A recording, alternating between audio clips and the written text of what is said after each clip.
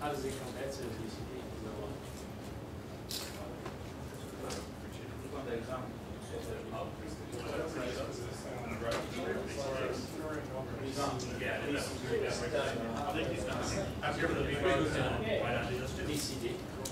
Mark's coming as well. Machiavelli just messaged me, so I went to the wrong location. Oh, right, yeah. You know, there was a wrong location to go to, but anyway. So is that something, do you still go and set that in every heading? No, we did that. The residential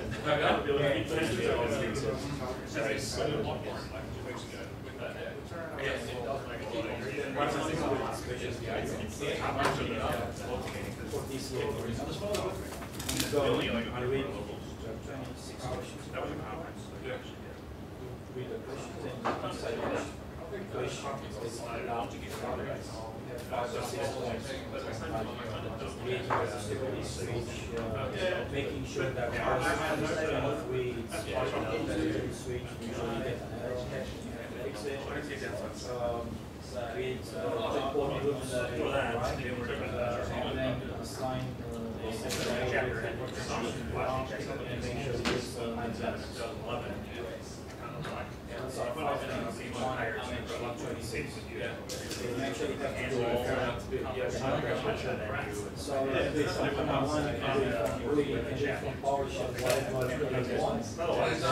everything works.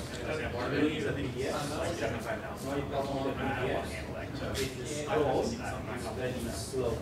It's 5 seconds until it goes. 5 seconds.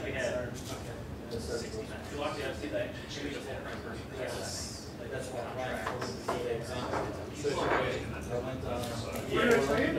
What bad advice would you recommend?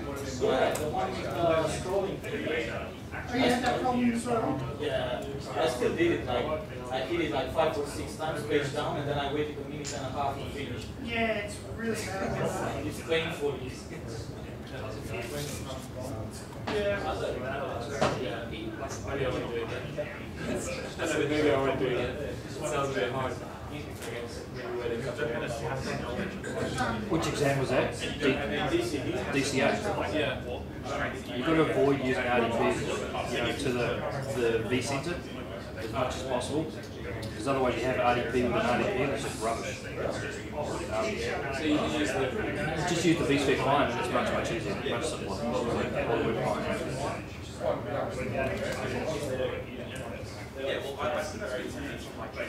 It makes it a lot harder with that latency. Latency is really shit. Every time that happens, you need to report it, because a lot of the times the Pearson testing cells haven't been set up properly. So there's an easy fix for a lot of them.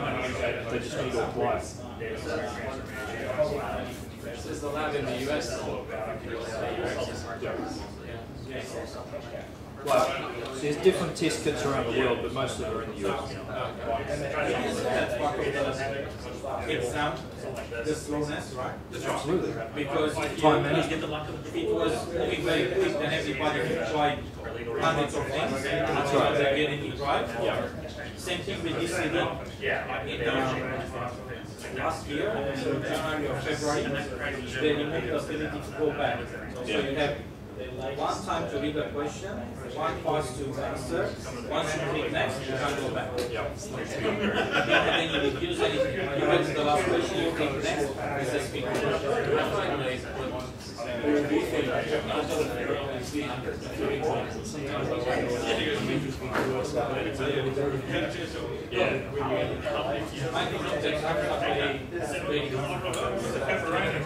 It's a very big one.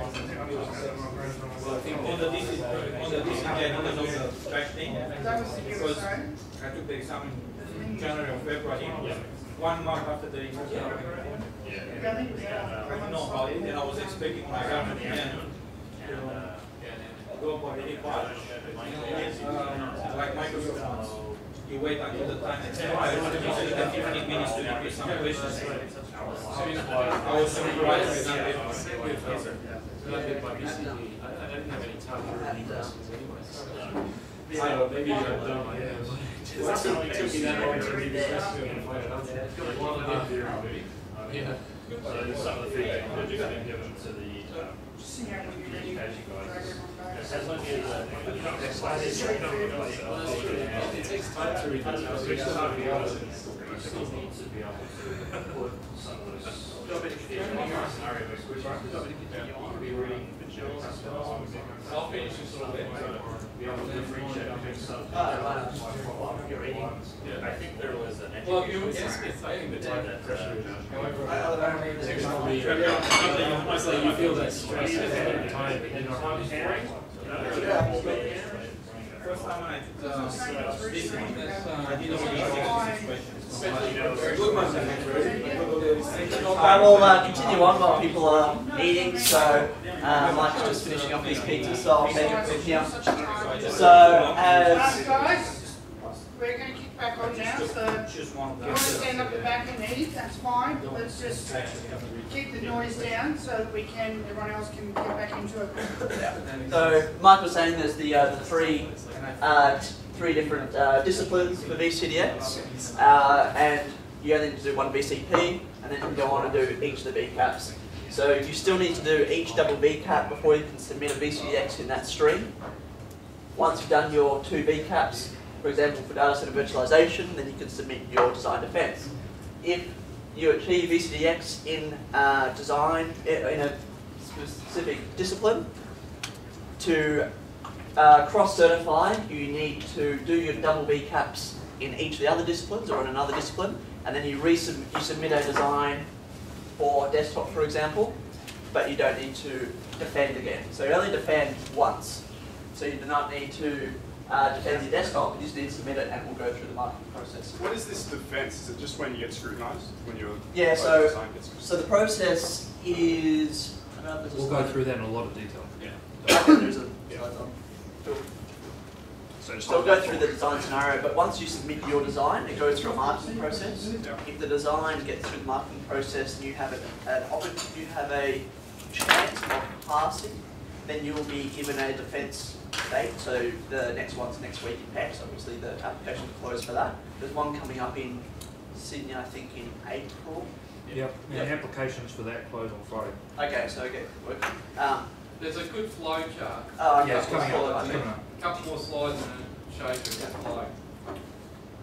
So, VCDX blueprint. Do you want to continue on now, Mike, because you know the slide now? Who's read the blueprint? The blueprint is outlines everything you need to do to pass.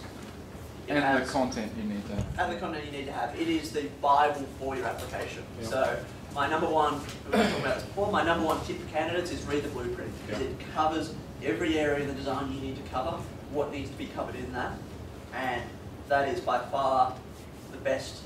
I mean, that is the, like I said, the Bible, it is the Constitution. It's what what our education unit published for people to prepare against. The book, John Aristotle's book, goes into more depth on those areas, but the blueprint is the verbatim is the area you need to focus on. And if you don't provide us something in your application that's in the blueprint, the chances of passing are pretty low. Chances of passing, reasonably low anyway. But it means that you don't have that opportunity to demonstrate your expertise, okay, in each of those different areas. So I found actually the blueprint's really good just doing a normal design for a customer, not just VCDX, because it shows you've hit all the key areas that you should be covering off as an expert in design. So think about it from your day-to-day job as well, how you lay out your architecture, follow that blueprint, and you probably have a pretty good design template. So should you use the headings out of the blueprint and tag them in your design document? There you go. You can do that, very good idea. You have a subheading, this is related. Yeah, I mean, there's no specific format for your design. You can use any format you like, any templates or whatever. We'll get into templates in a second as well. But yeah, if you structure it logically, structure it like what the blueprint is asking for, then that increases your chances for success. Great comment, absolutely. I think the main thing is you need to make sure that you've logically covered everything, right? And sometimes what surprises me is as a panelist and someone who sometimes reviews, is the illogical structure that somebody will submit as a design. And so you've got to think about it. If you're an architect, then you should be writing a design document that an audience can read through logically and understand what it is you're actually trying to articulate. And if I've got to jump from here to there, back over to here, and then basically open this other document as part of the design, it makes it quite difficult. And I think, well, certainly communication capabilities, communication skills is an element of a VCDX and an architect. So, and this is the thing, there's a difference between an engineer and an architect, right? So an engineer might be able to technically take something and implement it, but an architect should understand the implications of why something's been configured that way and the broader scheme of how it will fit in and integrate into a much bigger system. And understand what's driven some of those design decisions and what have been the pros and cons, and what are they actually potentially missing out on in the future, and why you're willing to sacrifice that for other reasons. So as it says up here, you can demonstrate your architect skills and design skills if you are able to identify what are the business requirements, documented those. You should know your design. Let's basically get that out there to start with. Yet you should know your design that you've submitted. Right? So it may be that you're not a iOS expert, or basically a EMC Vplex storage expert, and you wouldn't be able to jump on the command line and create a one. But you need to understand what have you asked that storage to do, why have you asked it to do it that way, what are the implications on that. You should understand the design decisions throughout, right?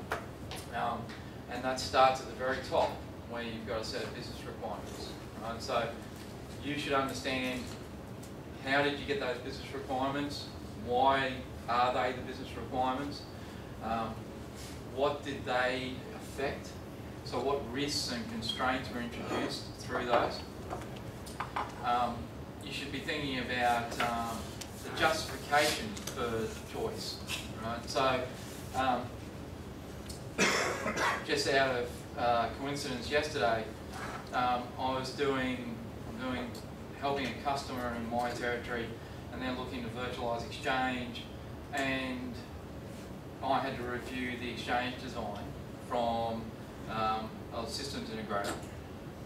And it's an example of the content is there, or in other words, the configuration items are there, but there's no explanation as to why that configuration is that way. And there's no explanation as to what are the impacts of that configuration item. Right? So you should be able to justify all those things and understand what are the implications. Which comes back to understanding impacts and also inherent risks. So if I go back to something that's recent for me, which is this Exchange design, they talked about Exchange 2010 and DAGs, and then the level of consistency in a DAG. So if you have a failure occur, talked about things like the transport dumpster and the hub transport server and how that fits in with data loss. And one of the key points here is that basically, unless you select a lossless failover, you have acknowledged the fact that you're going to take on board some potential for loss. There's an inherent risk. So while it may make valid design choice for all of these other reasons, those sort of risks should be pulled out and understood.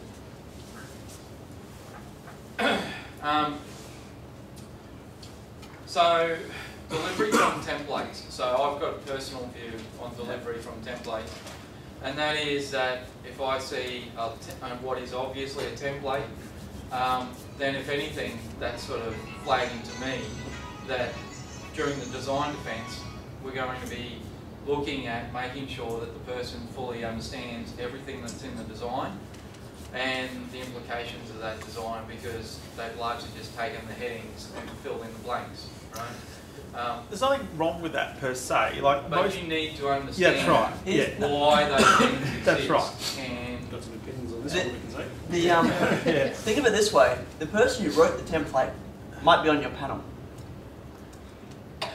Yeah, so I mean, if you're using a Finway template, for example, Yeah. we know where all the mistakes are.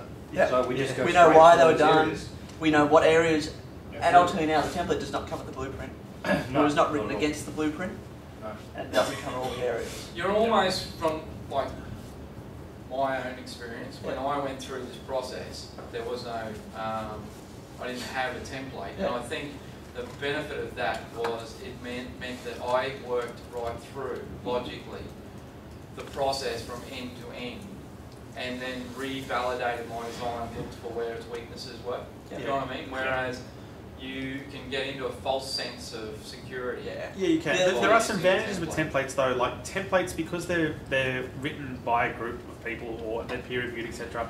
They generally flow pretty well, right? So it's good to take things like how an architecture document flows, example, from a template. It's also good to think maybe that look at your document, look at a template, maybe see if you've missed an area. But as Trevor pointed out, not everything that's on the blueprint is in the templates. So I think the main thing about templates is don't just use a boilerplate template. So if your company just does one thing and they just give the same templated design to every single customer, unless you know every single detail that went into that template, it's a waste of time. You should be able to actually write that template. Yeah, you should have at been this level. writing it, customizing it for your customer's specific requirements. If you're just using the template for the flow, that's fine. If it's logical and if it meets the blueprint.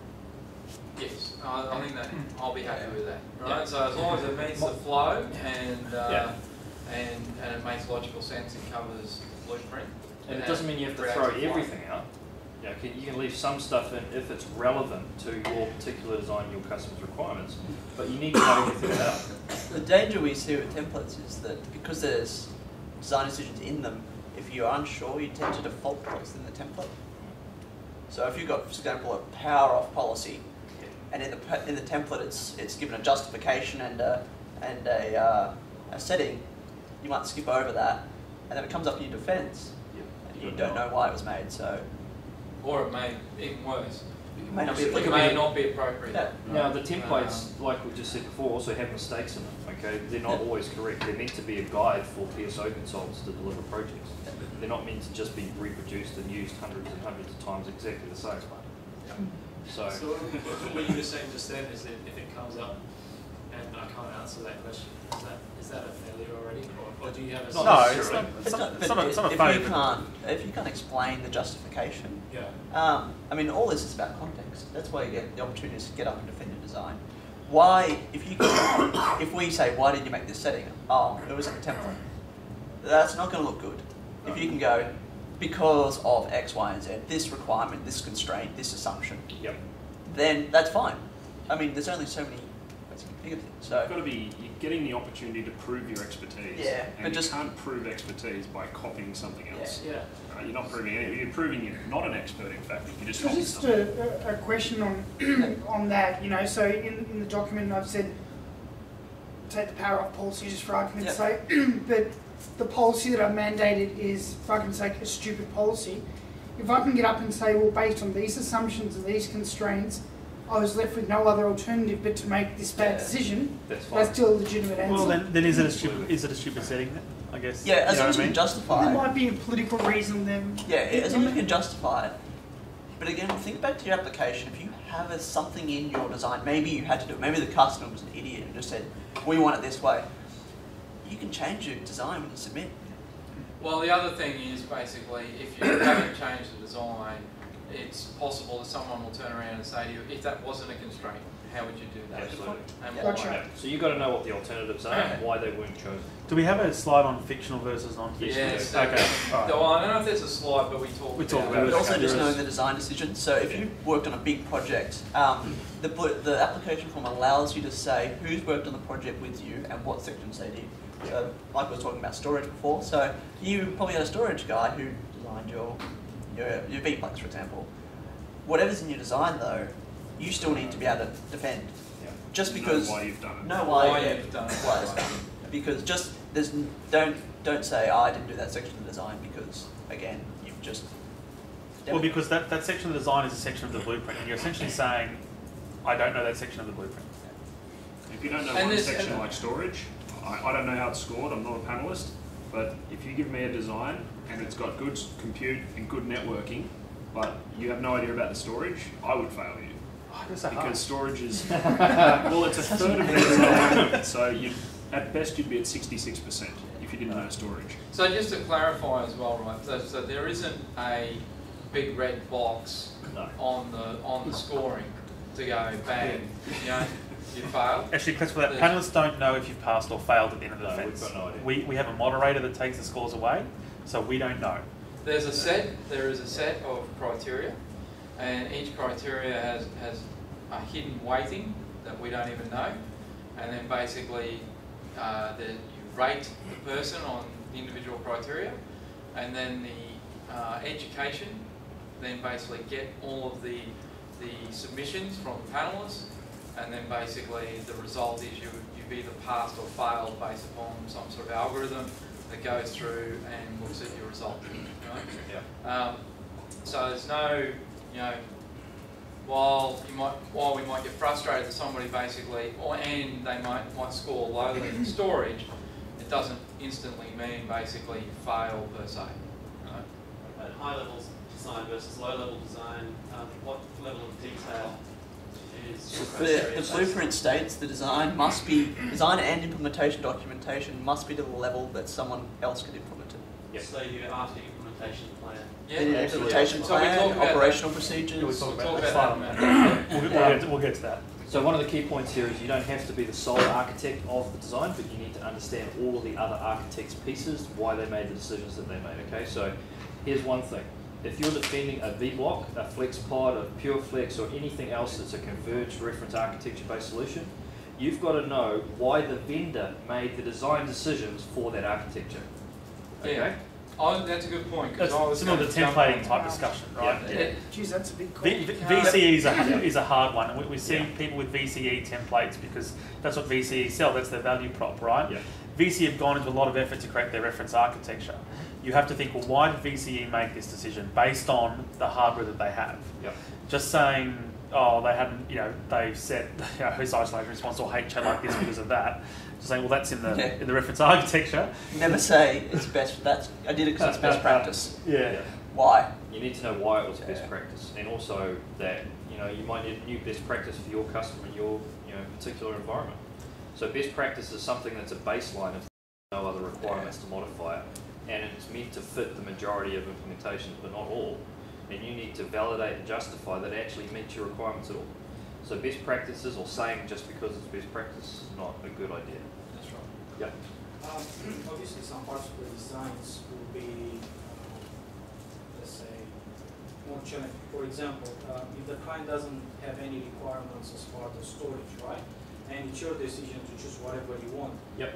Is this something that you guys want in detail, or is just I can choose something simple like an NFS storage? As long as it meets the requirement. If it meets the requirements and you can justify it. Well, the client doesn't have any requirements. Right? This is just an No, storage. the client has Let's take some another requirements. component. Everybody has a requirement. It's required in the blueprint, right? So I have to put something in there. Well, you got to store your stuff somewhere. Yeah. So you actually make that requirement. If Yeah, let's get to fictional. Let's get But to. at the same time, I just want to make sure every customer has a requirement of some form, Yeah. right? Yes, Oh, no, I agree. That in the blueprint is a requirement from the customer, right? Sorry? Not everything that's required from the blueprint to put in your design, it's a customer requirement. Well, so the- the no, customer might come back and say, well, I don't want 3 subnets, I just want 1. Is that something wrong to put just 1 subnet? No, no, That's no. not a relevant piece Just of to make it VCD. So that's not in the blueprint. No. Networking No. is in the blueprint. Yeah. Yeah. Right? Let me give you an example. Simon Long, who got his VCDX, had a submitted a design with no shared storage. Yeah. Right? That was based on Fusion IO. There was no shared storage in his submission. Right? However, I personally see that as quite a risky strategy. And I may have, if I was doing that submission, I maybe would have added a fictional component that the customer also had a shared storage environment for something else to demonstrate my skills in fiber channel storage and shared storage design. So that the design decisions will be an advanced, let's say, configuration instead of choosing a simple configuration. It of can, that I've seen it component. quite simple. Let's not get to the point of, you don't have to have, 100 nodes and basically 16 different clusters and basically spread across sites with vSAN, with, asynchronous replication, synchronous replication, and it basically needs to be an enterprise level, enterprise grade, production ready design environment, which could be basically 4 nodes on one site and 4 nodes on the other side, and then basically, it could be something as simple as I've only got layer 3 between the two and I'm using SRM with IP readdressing to move stuff over to the other site, and then there's a whole bunch of implications with that.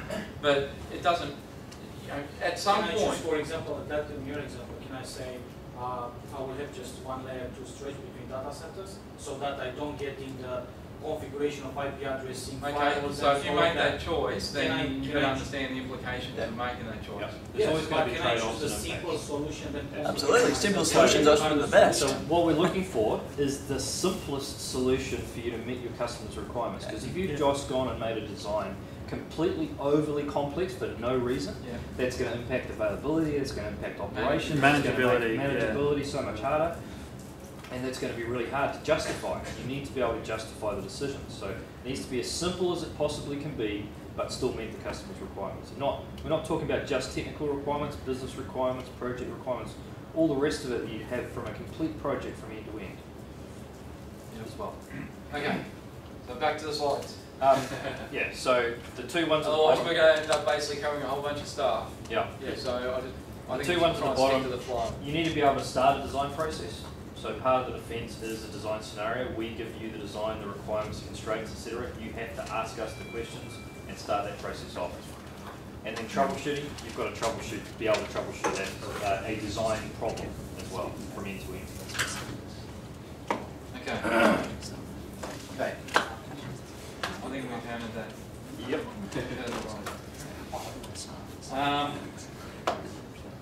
Okay, so this is another key thing. So if you know your design, then you should be able to explain the reasoning and the justification in pretty simple language. You should be able to basically, if you understand the technology, you should be able to translate it into simple terms, right? That can be clearly understood. And I think, you should also be able to understand the differences, just talking about this, I suppose, between logical and physical, and the differences in the explanation and the way you articulate those, right? Because they're going to be different.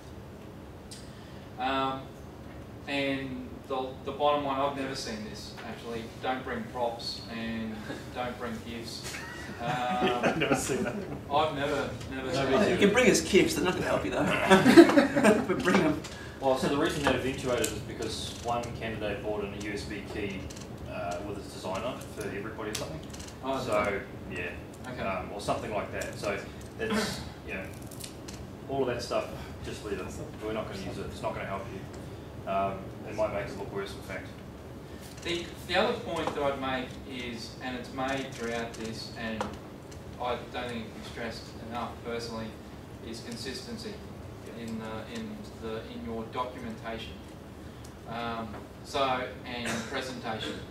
So I wasn't on the panel, but I'm aware of a panel where an individual basically pretty much modified their whole design in the presentation, right?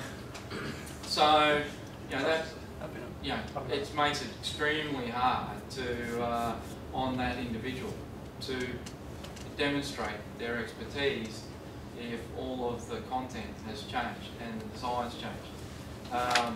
So Templates can get you into trouble there as well. If you template too much, it's very common to see people who SRM's a good one, for example, but people who use templates of documents and the product doesn't match the template. So very common. SRM's changed how it's done priorities and an old template because there's other documents that are required, which we'll get into. But that can also be another pitfall of templates is consistency amongst the documents. Yeah, because as a reviewer, you're going through and you're thinking, I don't even know exactly what this is actually delivering, because it's different between basically the implementation guidance to design. So it's difficult to actually appreciate what's actually being submitted. Okay, so selection of a design.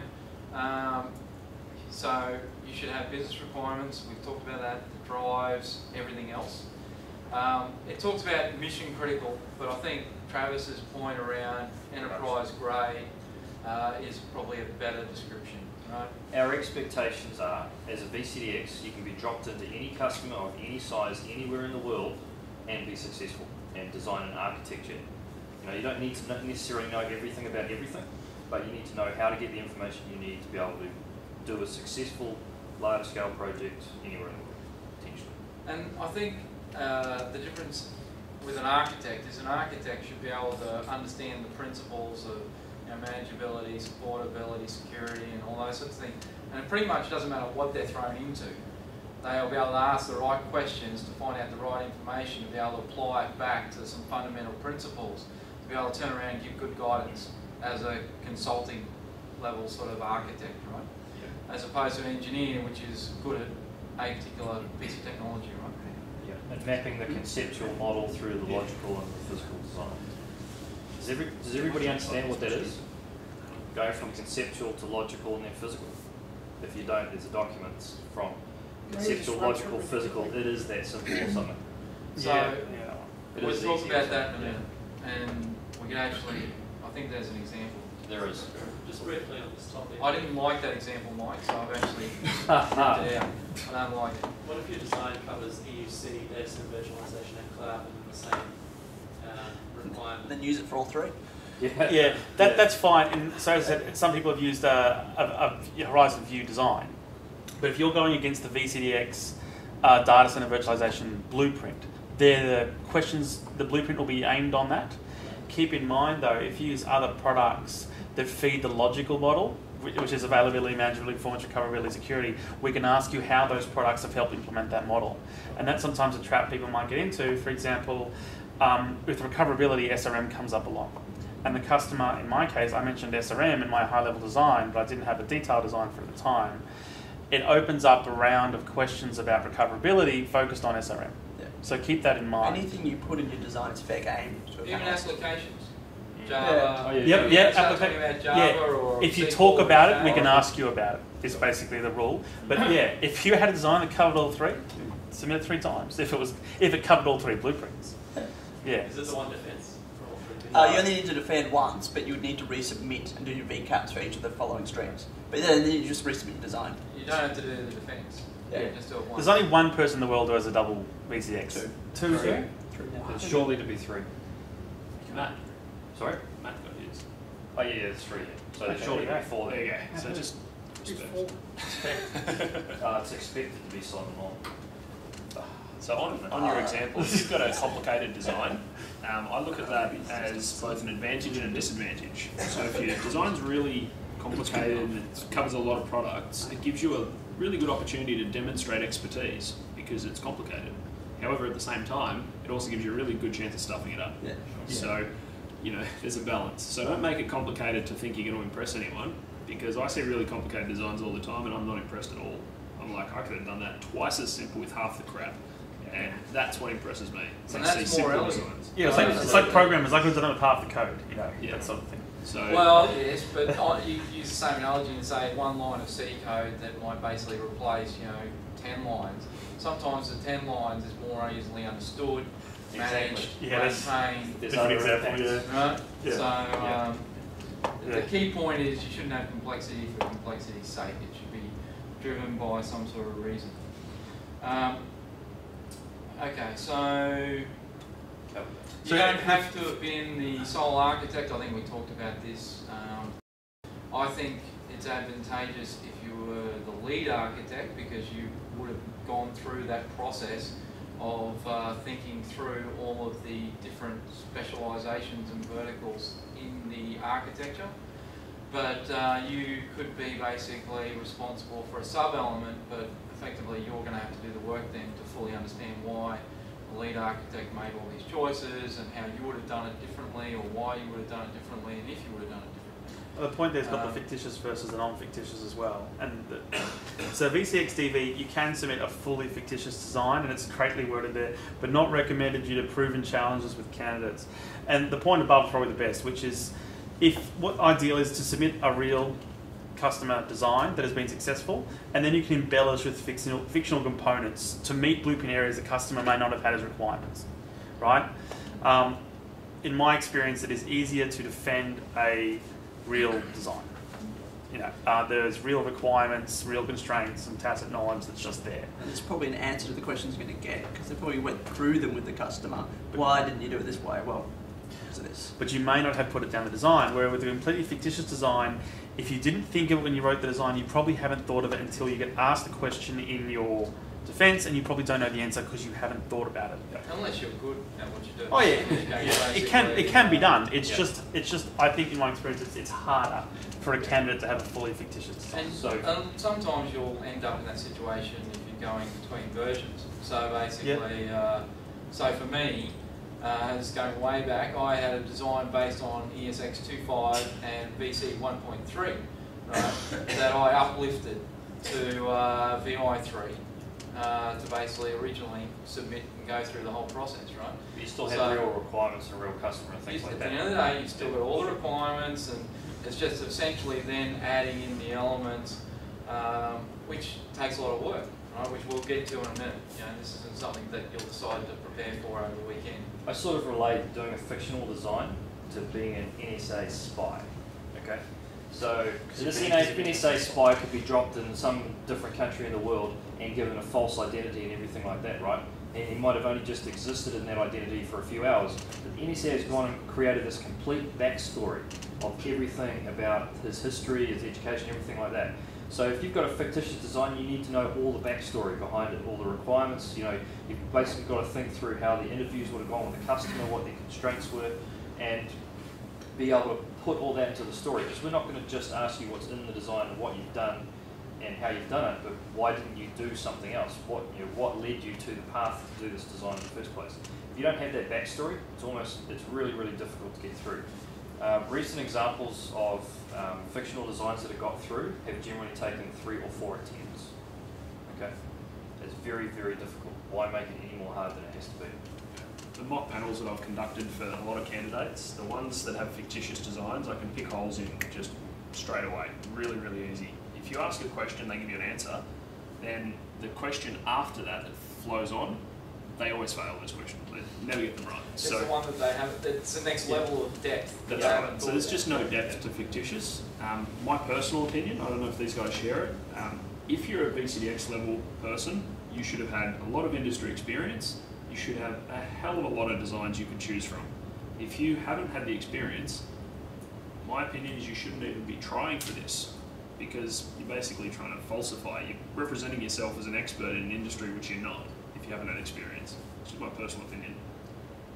But you can work towards getting that experience. Yeah, work towards it, but yeah, so just definitely. Touching on that, because like for me, for example, I come from another industry which is in-app storage solutions. Yep. I have a lot of project experience, but not so much in pure virtualization. Sure. Focused projects. And that'll help you. So what would your advice be there? Still be like wait a few years? Yeah, absolutely. Well, it's tough in that position, right? I've been doing projects for a number of years already. So. Yeah, if you've got that experience, then that'll translate. Okay, so you have real industry experience, but by the sound of it, less with virtualization. So when you do your first few virtualization projects, you're going to be a little bit weaker in the virtualization space, but networking, like your IP storage and network design is probably really good. So you'll know about NFS and iSCSI and all these things. So once you get the experience in the virtualization piece, you're basically fast tracking yourself. But if you had no experience at all, then trying to get VCDX is going to be really hard.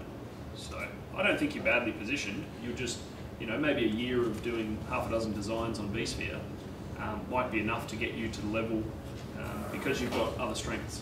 Okay. Have you done either of your VCAPs yet? Sorry? Have you done either of your VCAP certifications? No, I have VCD in 4 and 5. Okay. I've done a lot of integration projects, but I haven't been like responsible for the entire design from a vSphere perspective. But, So they will certainly be a good guide as to how close you're getting to being technically capable and, from the virtualization point of view, of being able to do it as well, because they're a whole level above. VCP. Yeah, in the next year, you're clearly going to get the opportunity, right? Yeah. And based on the role you have now. It's a good point, actually, this slide highlights out, though, is that the submission is not just the architectural design. And there's more, in the VCDX, it's not just your design skills that are being questioned or being reviewed. Although it's got design in the title, it's operational and design experience that feed up into the certification, which is one reason why the VCAP data center administration is a prerequisite. Right? It is expected that the candidate has got an operational understanding of the products and an operational understanding of the implications of their design decisions. Right? So if you make up a decision, for example, I'm going to have 10 vCenters because it helps availability. Well, how does that help the administrator day-to-day who has to now manage 10 vCenters? And there's the management and operational side of the house that comes into it. And part of those come in with the additional documents that are listed there in the output. But sometimes the physical model and the operational model can let people down if they haven't had at least some operational experience, some hands-on experience with the products. Now, one thing you'll notice up in the slides, we've got an installation guide and implementation plan. The implementation plan is not a whole bunch of tick boxes and prick pictures of how you implement the solution. That's what the installation guide's all about. The implementation plan is how, as a project, are you going to implement this platform? What are the phases and things that you need to go through? What order are certain things going to be done in? What is the timeline, duration, all that sort of stuff. Okay, so you need not only be a good architect, but you need to understand how projects work as well, to a certain point, to a certain level. To me, the most interesting document on this, and I said it yesterday at the Melbourne VMUG, is the validation plan, or your verification document. I see a lot of applications, people ask me to review them, and probably 90% of them I see, that document is really weak. I look at it and I go, well, that wouldn't test anything, right? You haven't verified that the platform like HA is working or the storage is highly available. So when you've done a design, you need to know how you've made it highly available and how you test and validate that. So if you've got IP storage and you're going to use jumbo frames, how do you test that you've got end-to-end jumbo frames working before you go into production? Otherwise you get fragmentation. So that document, to me, if you do a really good operational verification document, I think you have a really good chance of success, because you're going to understand both the practical ways to test things and also the theoretical or the architectural side. So another reason why fictitious designs are hard, because you have to create all these documents yourself from scratch. Where in a decent sized design for a customer, you would have more than likely had to deliver these documents anyway. Now you might have to expand them or make them more suitable, but these documents are a lot of work. They're a lot of work, right? Yep. It takes a long, long time, and it's not, the longer is not better, but these, for a normal design, there'd be a fair amount of work that was going to those documents, and that's why a complete fictitious design can be quite a burden. And you've got to remember that these should be a document that you can go and give somebody and say, go and build this, right? So, and it's going to be, potentially a Pizza Hut driver, right? So basically, give this guy who might be a very low-level guy this document, and he needs to be able to follow it. So you're probably typically going to have screenshots and stuff like that in the document, so they can follow that through.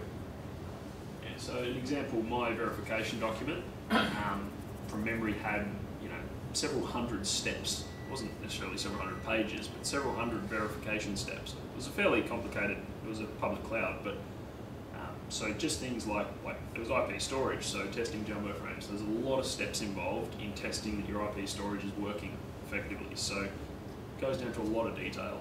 So I don't know what the criteria is, but for me to validate that that environment was working properly, I went through and I worked out all the tests that would satisfy my requirement for that environment going into production.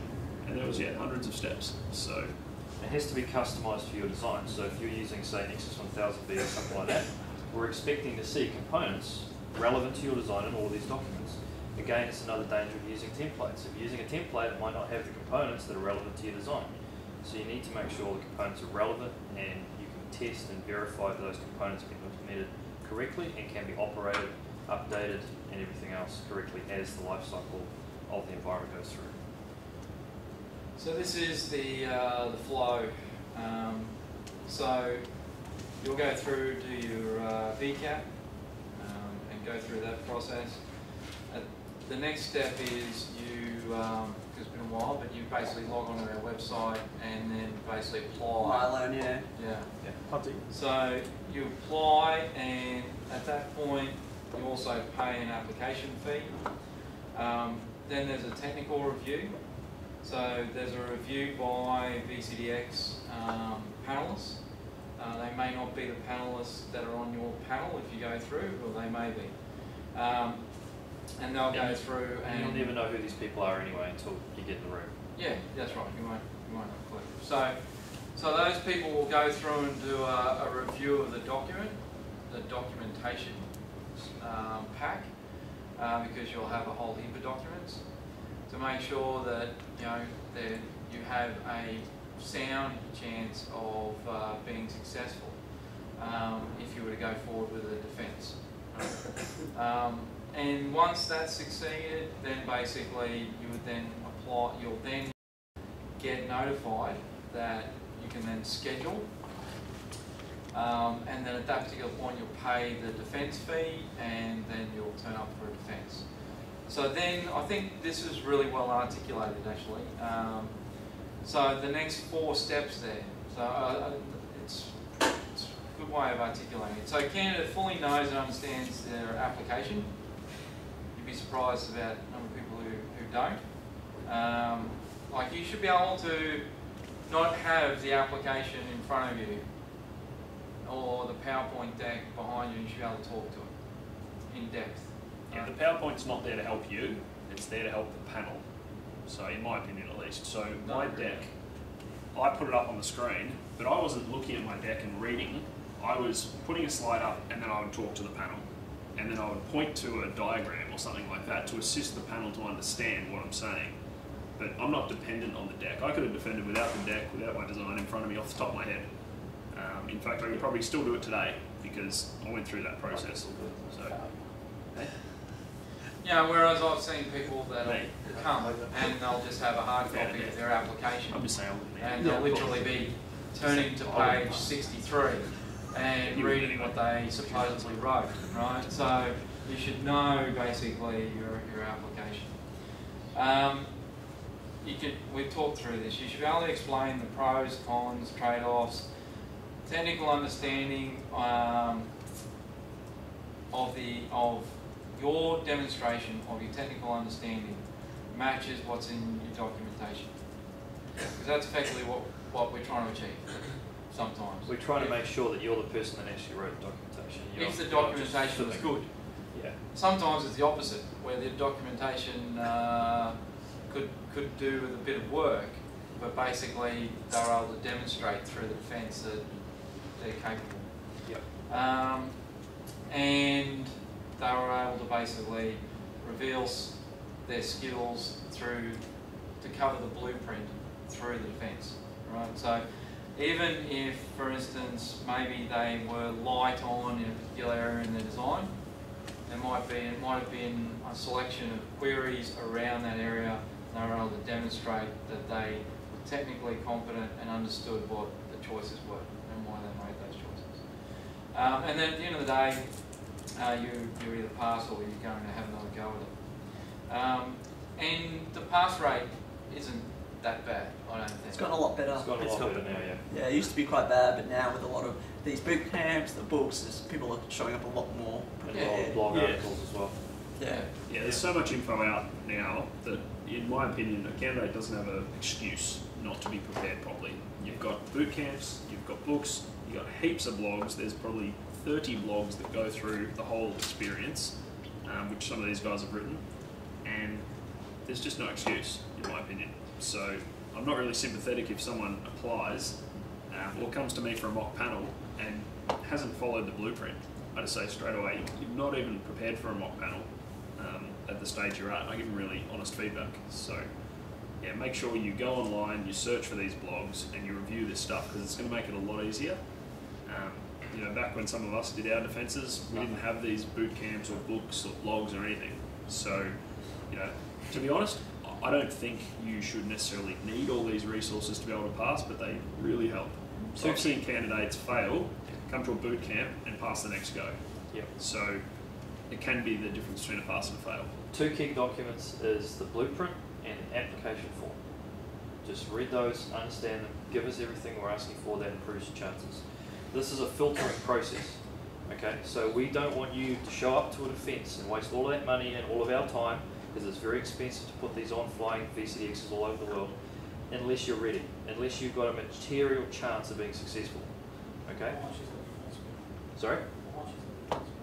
So application fee, I think, still $300 US, and 1,200 for the defence. 1,200 all up. It's 1,200 US. I know. I think it's 1,200 for the defence, 300 for the applications. I think it's 1,500 all up. Okay. But you might find that travel is can be a Yeah, big so kick. travel could be a big thing. But that's It's why getting there's better. that's a Travel's big. getting better in this part of the world. Well, we've got the defence here in April, right? Yeah. So, but that's a big reason as the document review stage is to, I guess, you know, not have you waste your time and your money and our time by having every man and his dog seeing a defence. And you will get some feedback. It's Yeah. going to be pretty high level, but you will get some feedback. Okay, so the application form will take you some time. Like, I'll touch you on Mike's point. I remember it really hasn't changed. And I remember when I did mine. It's a pretty extensive document. If you fill it in properly, it's going to take you a few hours, like 3 to 4 hours, maybe half a day, to basically fill in the application form. From memory, there's lots of fields, and if you fill it in completely with all the content, it's going to take you that long to sort of fill it in. I don't know what your experience I think is. it's a lot better now. Probably not that long. It depends on what is going in there, but yeah, I think you can easily spend 3 hours to Reviewing and getting it right. If you don't, I think it's you know, there was a point made in the slide deck actually that I agree with, and I think it can be an indicator as to how well you know the design if you're unable to complete things like constraints, requirements. Yeah, I guess it depends if you've got that stuff well documented in design. Some stuff copy and paste quite easily. But Some- still, you're but- going to need to find Yeah, it in your document, that's right. copy, paste, and so forth. I still think you should sort of budget for around 3 to 4 Yeah. hours. I think it has 5 fields for requirements, 5 fields for constraints and risks and so forth. So I think someone earlier made a point about what if you don't have, you know, a requirement. Well, you're going to have them, as Michael pointed out. If you can't fill in 5 requirements, then you probably haven't done your job properly, to be quite honest. Well, the design doesn't have the complexity that. Yeah, it's pretty unlikely in an enterprise grade design that you wouldn't have 5 requirements. For each of the areas. But yeah, exactly. So I found that really easy in mine because, you know, it was a public cloud design. There was heaps of requirements, heaps of constraints, heaps of risks because it was a real design. So constraint money, the offering had to be a certain cost. So I couldn't just go and buy whatever. So if you fill that document out, as Michael's saying, it will take time if you're doing it properly. If you've already documented in your design, then Chris is right, you just copy and paste the stuff in. But if you can't fill that document out with complete information, I'm not sure you'd get accepted, but even if you did, you're probably not going to be able to pass the defence anyway. Okay. So ensure your submission is free of technical inconsistencies. Yeah. So, you know, as I said before, you know, make sure that you're using the same, even fundamentally I've seen situations where they talk about using Dell blades in the architecture, and then when you get to the implementation guidance, it's HP rack mount servers. So, you know, and the verification, you know, it's basically simple things like that. Things should be consistent across all of your documentation. Okay, so you'll go for the interview, and this is the sort of times that you get for the interview. And part of this is managing time. Right? So when you get to the defence, I think we talk about it here in a minute, but effectively you'll get brought into a room, and in the room there'll be a whiteboard of some form. There'll be basically 1 or 2 projectors, ideally 2 projectors, and there'll be a laptop. And that laptop won't be yours, it'll be supplied by us, and that's where you'll basically present from, right? You'll turn up with a USB key, plug it in, bring up the presentation, and that's what you'll present from. There'll be 3 people in front of you that are key important. And they're the 3 panelists that are already VCDXs of that level that you're applying for. There'll be a moderator, which is somebody from education, that's there to ensure that the panelists are asking questions that are appropriate, professional, that they're conducting themselves appropriately, and that time is managed. Okay. The first part of the defence is where you actually go through and defend your presentation and your design. That's 75 minutes. Then you'll go through a design scenario. There's typically a break between the defence and the design scenario. I think it's about 10 minutes between the two. And then you'll do a design scenario. The design scenario is on the fly. We'll put up a scenario, and it's your job to basically go from the amount of information that's on the projector to doing a design that matches what's been asked for. Right? So if I could give a hint, you should read what's asked for. Right? So it could be that what's asked for is a logical design.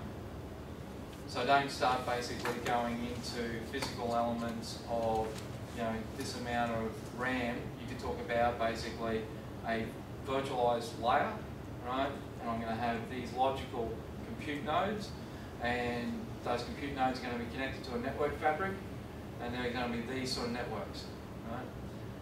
Whereas basically we ask for a physical design, you're going to start diving down into, well, we're going to have DL380, and we've chosen that one because basically you've asked for the ability to run for your virtual desktops a Teradici Apex 2800 offload and a Fusion IO card, plus you want to basically use vSAN, and you want to basically put a whole bunch of SAS drives in the front of it off of a SAS controller. Can you use vSAN in a VCDX design at the moment? No. No. But thank you for destroying my example. But but I'm planting the seeds already, right? So you can't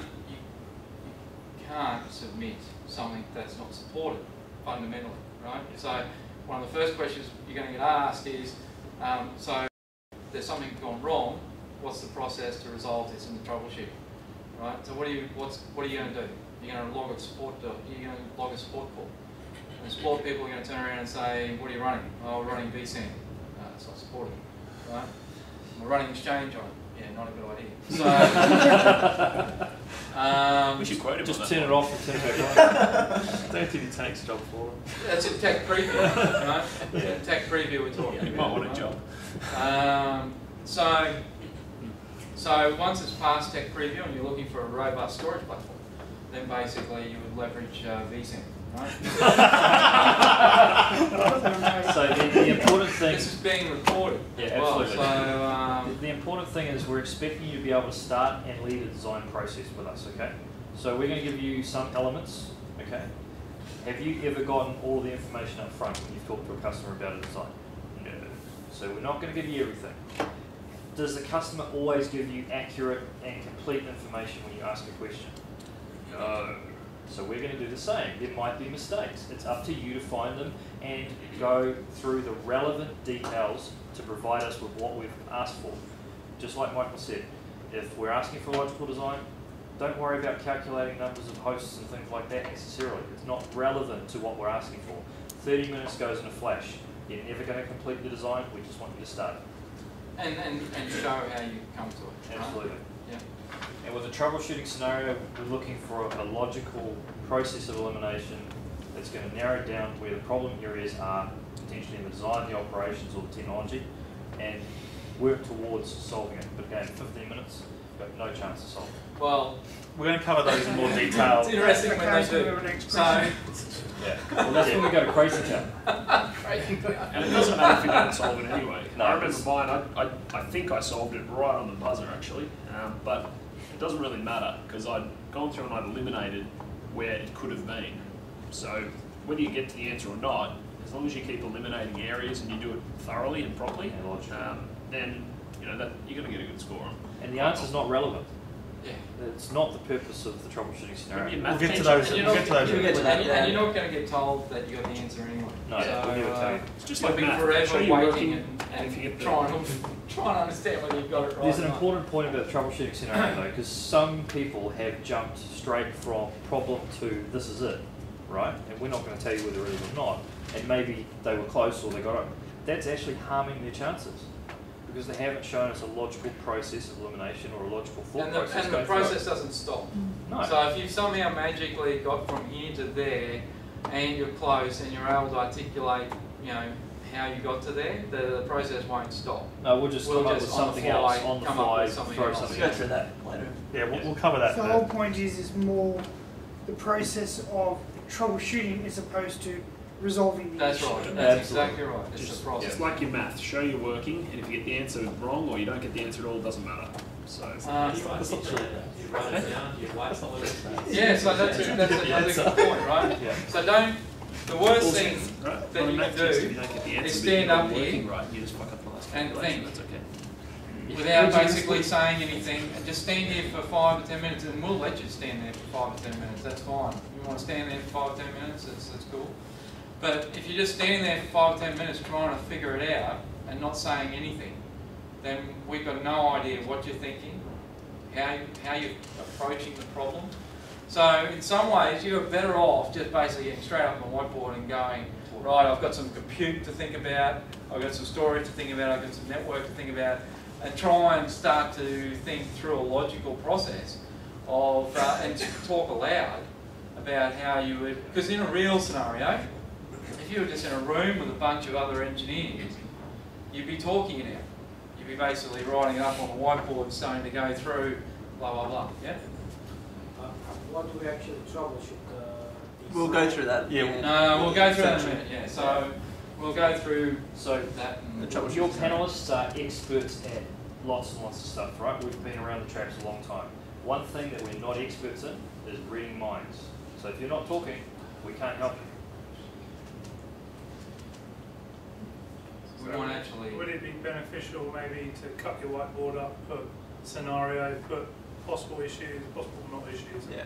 As you go through, you put it in the right That's columns. exactly what I did. Yeah. So I just went up and, you know, I looked at network, then I looked at storage, then I looked at compute, then application, and things like that. And I just went in. Yeah, I'm sorry. Yeah, we'll We're doing it next. so- design scenarios and troubleshoot scenarios, examples that we'll go into. But yes, sure. Very good idea.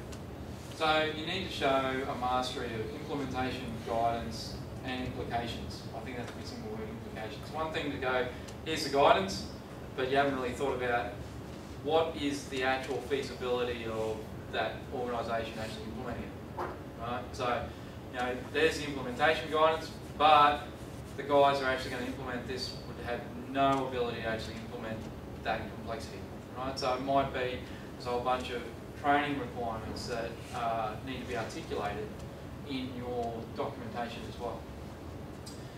Risk identification, mitigation, and the criteria for communication isn't just what's submitted in your document.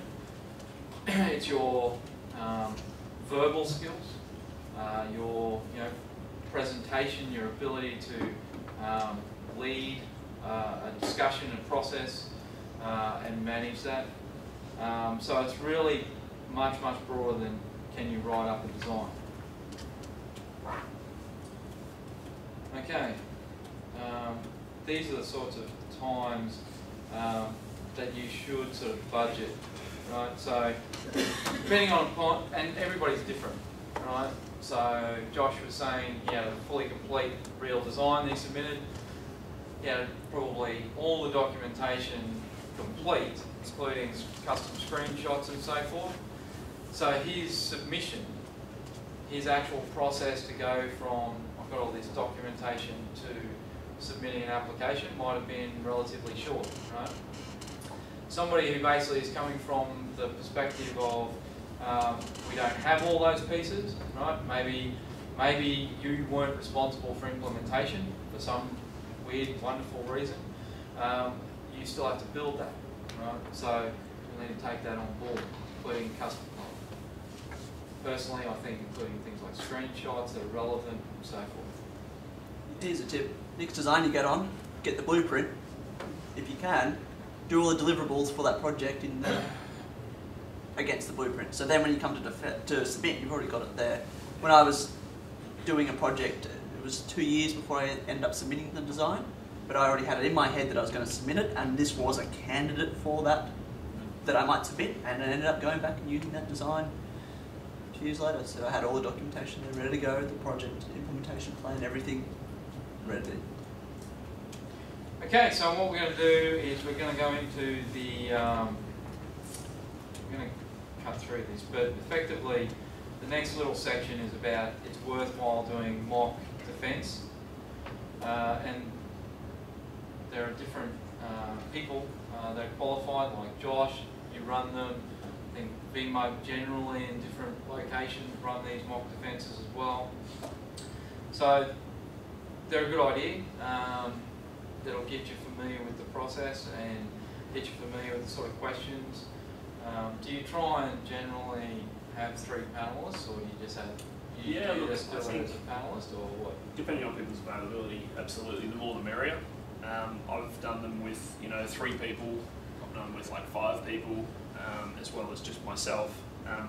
The importance here is the variety of questions that you get. So don't just get a panelist or a mock panelist who's going to ask you a technical question, right? It's not what it's about entirely. Get someone who's your business manager or someone who's going to ask a business level question, which you can then articulate how you've met that with a technical solution. So you don't have to have a VCDX be a mock panelist, for example. You can just get your network guy, your storage guy, your best mate and your mum, and that'd be perfectly fine, because your mum's going to ask all these dumb questions because she doesn't understand virtualization, but you're going to have to give a really good answer and a really simple answer for her to understand.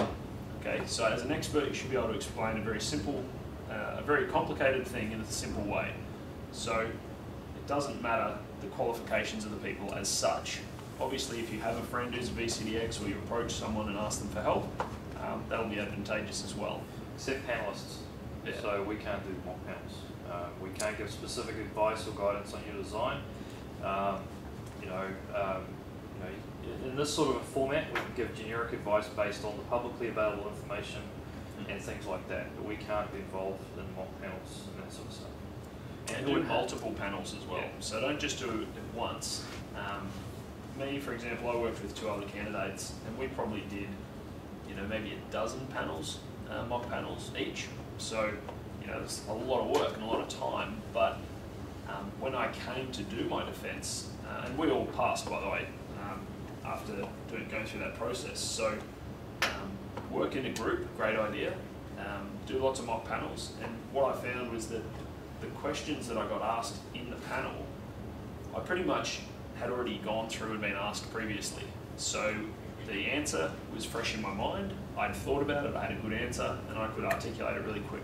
So for me, the defence was, maybe I'm a little bit sick, but I really enjoyed the defence because I felt I had a strong design, and I was able to answer the questions. So from that perspective, I felt that even if I'd failed, I felt I did a good job.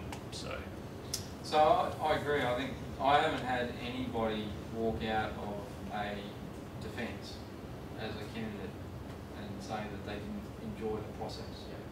So, or get a lot from the process. Maybe I've been lucky, but it's been my experience. Right? It can be very stressful. Oh, I'm not saying it's not. Like when I walked out of mine, I was exhausted. Yeah, exactly. So mentally. But, and that's back to why mock panels are good. If you don't do a lot of presenting in front of peers and that sort of thing, when you go up in front of panelists, you've got a lot of pressure. You've got 3 guys that maybe you follow their blogs, you know quite well, that sort of thing. There's a lot of pressure that might get used to. The mock panels are great for sort of preparing for that, the public speaking side of it. Yeah, I was nervous for I walked in the room, got introduced to my panelists, and I was standing up, with my presentation there, were about to start, my legs were shaking like this, I was nervous as hell. But the moment I started, I was straight, it was fine. So those nerves can, in my case at least, were really calmed because I knew my deck, I knew my design, I'd prepared well. So the moment I started, I wasn't nervous or stressed or anything like that because I knew that I was prepared. I think that's a big point. I think like confidence comes from knowing your design, and we've stressed knowing your design several times already. But knowing your design means that when a question comes up, you're like, bang, I know exactly why I've done that. I know exactly what they're referring to, as opposed to having to flick through a design which you won't have and going, oh, what are they referring to, or how have I done that? You'll find yourself naturally confident when the questions get asked when you're familiar with the design. So I think I'm going to reiterate that several times today, but it's definitely the biggest point that I like to be, stress is know the design, know the customer, know the restraints, the requirements, that sort of stuff. And critique yourself. Like, if you're at a level where you're going to pass VCDX, if you take your design and you review it, you should know what questions you would ask if you were a panelist. So go through your design, critique it. You know where the weak points are or where the major decision points are. Ask that question, and prepare an answer. It's actually not that hard. I mean, vSphere is not a product that you can be asked 10 million questions about. So if you can't predict what you would ask about the questions, I basically asked I worked out what questions I thought would be asked, and pretty much 80% of them, or maybe even higher percentage, were asked by the panel. So when they asked me the question, the little man inside my head's going, woo, I know the answer, right? So that just gives you confidence. I said that out loud because I wrote my slide deck for my presentation to get the questions asked that I wanted to ask. The honeypot deck. Exactly, it was beautiful. And then when they asked me the question, I'm like, that's fantastic. I knew you were going to ask me that question and this is the answer. So I was completely anticipating the questions I was going to get. On the flip side, if your design is probably weak in there, if you know you're not a storage person or not a network person, the panelists probably have noticed that in your review, and they're going to want to focus on those areas. So if you know you're weak in an area, then obviously you want to prepare more because they'll notice and they'll want to, and because we're trying to Boss you up. well, yeah, we're trying to get cover all the areas of the blueprints. If your vSphere design is so absolutely tight that it's like, oh, that's fantastic, but your storage is 3 lines of a vPlex will be used. Well, then we're going to be then we're going to be they're going to want to really flesh out and see how much. One of the unique things about VCDX is that when you walk into that panel room or when you walk into the interview room, we're actually trying to help you succeed. We're not trying to fail you. Okay, so we're going to try and give you every opportunity to demonstrate your expertise and to be successful. And we ask very particular questions for particular reasons, and we have a strategy about the way we go about things. So you need to listen to the questions because there's a reason they're being asked, and then respond to them appropriately. Does your question get checked before you actually get in the room and you ask the questions to the candidate? This is live. Everything what do you is mean live. Checked for I mean, validity. for example, you guys got the design for review, right? Before actually I come in and trying to defend it. Yes. So I'm wondering, do you guys write some questions down? Yes, we do, yeah. Oh yeah, That's we've read it. why That's what maybe you review between Yeah. them. I mean, it says, look, this is the question that I want to ask. Can you Yes. No, expect the panelists will be fully familiar with your design before you enter the room, Yes. right? And yes, they will have questions before you enter the room. Yeah. Absolutely. Because the panelists don't want to spend the precious 90 minutes that you have trying to learn the design, right? They want to find out the gaps and cover the blueprint. So they're going to have every read the design panelist first. would have pre-scored Yeah. you before you even get there. Yeah. Which means they've already read the design. They've already pre-scored you. So there's an element where we can track where we believed you were, and then there's a part of the scoring where we can see where you finish up. So the idea with the defense is to prove that the design is yours and you can basically implement. The idea of the defense is to cover the areas in the blueprint. So It's just a presentation of your design. So sorry to cut you off, by the way. So you're presenting it just like you would to a customer. The customer doesn't know what you've come up with in your design unless you present it to them. So present it to the panel so that you're showing the panel why you've done things. You know, the business needed to achieve X, Y, and Z. You've done it by doing these, you know, these things. So, if you've, for example, in a design decision, you've laid out 3 alternatives and you've fleshed out every alternative and then provided a valid justification citing the constraints, requirements, assumptions that you made to reach that design decision, you might not get asked on it because they've read it and gone, okay, well, his network design, he did it, he looked at why the different options, but there's going to be something else of why did you do this? Because it's all about the why, not the what. And the advantage, maybe this is a bit of a sick way to look at it in a way, but if it's your design, you should know that design better than those 3 panellists. You've done all the work, you've prepared all the documents, and the panellists have looked at it for maybe a couple of hours, right? So you have a major advantage. You know that design better than the panellists. So, sorry? Hopefully. Hopefully, well, you should, right? If you're going to be successful, you're going to know that design better than the panellists. And you're going to know the strengths and weaknesses, and you're going to be able to talk to all of them. So, in my opinion, the panellists are at a disadvantage because they don't know your design as well because they didn't write it. So, yeah, interesting way to look at it. So when I review an application, I basically go through, read the application form, find out what the project's about, you know, the constraints, risks, assumptions, all that stuff. And then when I'm going through the design and all this other supporting documentation, I'm looking for consistency. I'm looking to make sure that you were the person who wrote the documentation. I'm also looking for weak areas, because those weak areas I'm going to ask you questions about, and I'll write those questions down when you get to the defence room to help you improve your success rate or your chances of succeeding. Give you the opportunity to demonstrate your expertise in an area where the design was weak. Okay, and then that's what we're doing. We've got not a lot of time to do that. So if you've got a 900-page applications, we're not going to have a chance to read all that in the 2 or 3 hours that we've got to review all these designs before you defend. Well, I think it comes back to the person. I try, like for instance, if somebody submitted some vertical stack of hardware that I'm not intimately familiar with, then I'll basically go to the trouble of doing all the research, reading papers, doing all the background reading, understanding about that vertical stack and where you potentially got weaknesses before I come in and review you. So even though you might have submitted something that I'm intimately not familiar with, I'm going to make myself intimately familiar with as best I can before we even get there. Yeah. If you submitted something on something I've never heard of before, I'll go and research it. Yeah. Okay. The target audience you write your presentation for, typically you'd write it for the customer, and you'd expect there to be different levels of customer in there. So you have your managers, your techie guys, your ops guys. Who should we be targeting content at? Same, real world. Yeah. It should be a customer deliverable. Keep it deliverable. fairly high level, but also be able to dig in. Well, it's still going to be a design document that can be used to implement your design. So it's not a high level design; it needs to go into detail. It's about the presentation in particular. Yeah, the presentation. I don't. Are we focused on the presentation? We're still on the presentation, but we're about to flip to the design scenario. Oh, okay. So before we move off, the 10-minute presentation that's referred to is actually quite important in my opinion, because what we ask is that the first 10 minutes of the defence, you give a presentation and give an overarching summary of your architecture you design, right? So 10 minutes isn't a very long time.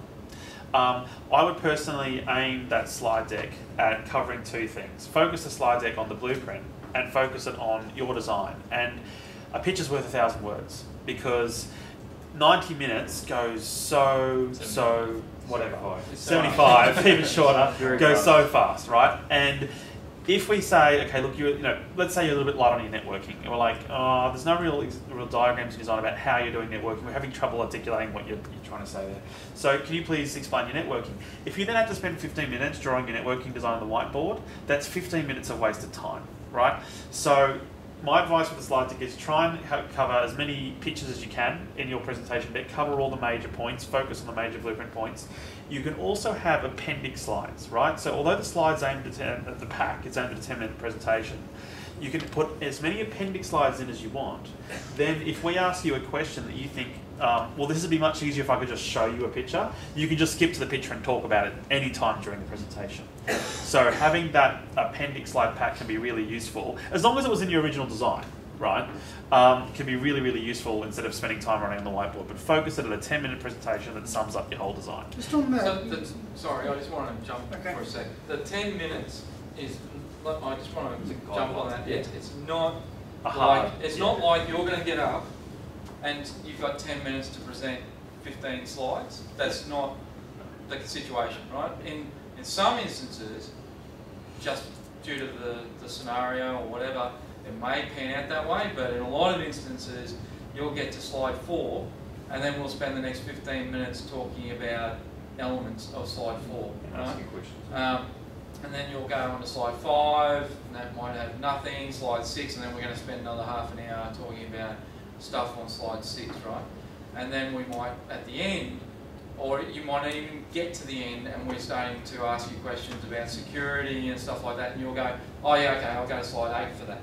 Yeah. Right? So you should know the slides, what are the key elements of your slides, as Chris was saying, but don't think that there's some sort of structure to you get up and do a plain presentation. But you can use them to save time in your presentation, because if you have a slide that talks about security and a panelist start asking you some security related questions, quickly focus on the slide, answer their question, and the panelists can see some other things you've got related up there, and it may save them having to ask another question, or it may give them, ask them a different type of question based on what you've got up there. It's a good way of maximising that 75 minutes is to have a deck that you can call on for anticipated questions or anticipated topics. So the idea is not to finish the presentation; it's the road to finish it. You may.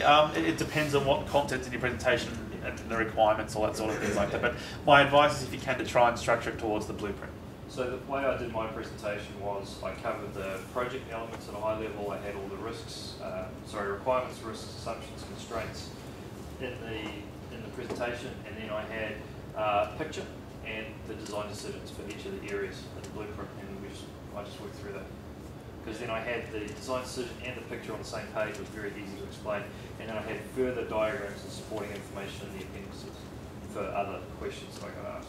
I tried to focus on volunteering information that I thought the panelist would ask. So when I critiqued my design, I thought, yep, these are really important. I would ask me that question.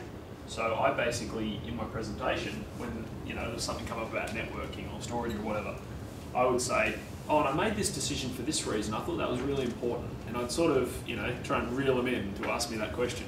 So you kind of, whatever you say, if you're clever about it, you can get the panelist to ask you the question you want and highlight your strength. And that's showing how well you know your design as well. Yeah, so to me, that, worked really well. My panelists were, little puppets on the street and asked me everything I wanted. So, so that's just a tip, right? Josh's VCDX certification is now being reviewed. Yeah, that's right. But in terms of your original question, what's the audience of the presentation? It's the same audience of the design, right? It's, I guess, so, a wide audience, but, all the way from high up overview to technical. Yeah, but obviously the different documentations and design is going to be multiple tiers, but then you've got your ops guide, implementation plans, they're all targeted at different. They are. So I focus on the architectural design and design document. The audience of that document would be my intended audience of the presentation. Yeah. So the presentation isn't just like a sort of executive presentation summary of my design. You can listen first, and then afterwards we start critiquing it. You actually, because I was just thinking how that would work in different cultures. Yeah, I know what you mean. Like Japan or Singapore, you don't really interrupt when someone's presenting. So that's a good point.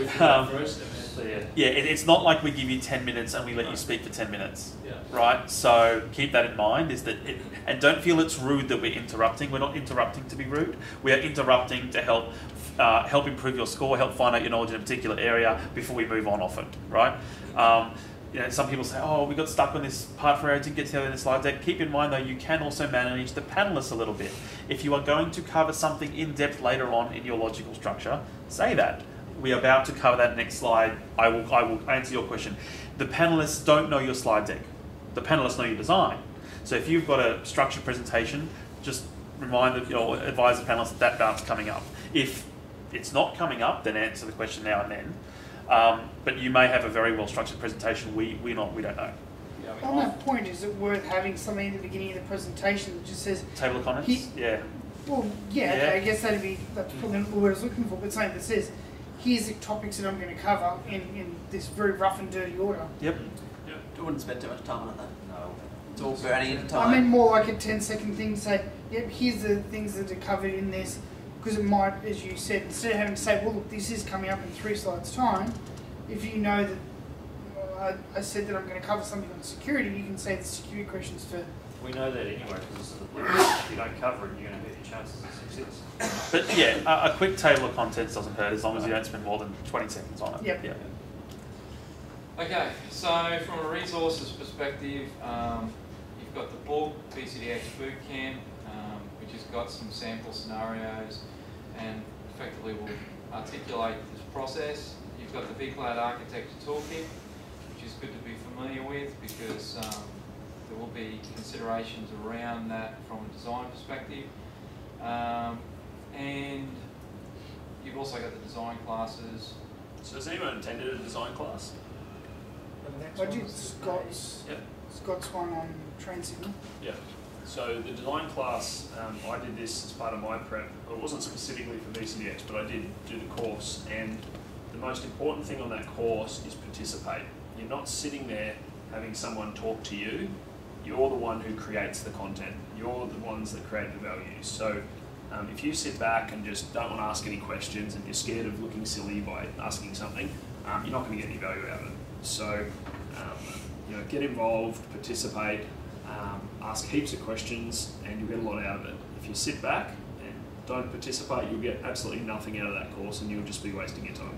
So, it is completely dependent. The success, in my opinion, of that course has nothing to do with your instructor, or very little to do with your instructor, and everything to do with the participants in the group. I think the next scheduled course is the start of May. So I was asking. Yeah, it's a good one. Correct. So the panelists have an idea of the score that they would give you previous on your design, previous to the interview, but it's up to you to then influence and change and work on their decision to get a better score at the end of the day. So we're trying to get you to improve throughout the process and trying to help you demonstrate your expertise to improve your score throughout the process, but you can either go up or down. You can do really bad.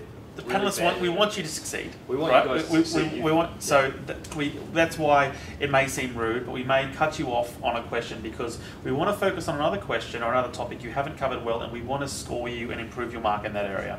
Yeah. Right. So that is also the job of the panelists. It's our job to help you cover the blueprint. Right. It's the reason why we're asking specific questions and the way that we're asking those questions. Correct. Like I said before, you're trying to help us get to That's right. We're trying to help you pass. We're not against you. Yeah. So for me, it's really important to, when you answer a question, be really, don't be short with your answer, but don't talk for 10 minutes on one answer. Give an answer that might take, say, 30 seconds or a minute tops. And then if the panel asks you further questions about that topic, sure, continue on. But don't have really long-winded answers. It's only going to waste time, and you might miss other things in the blueprint. So just be aware of that.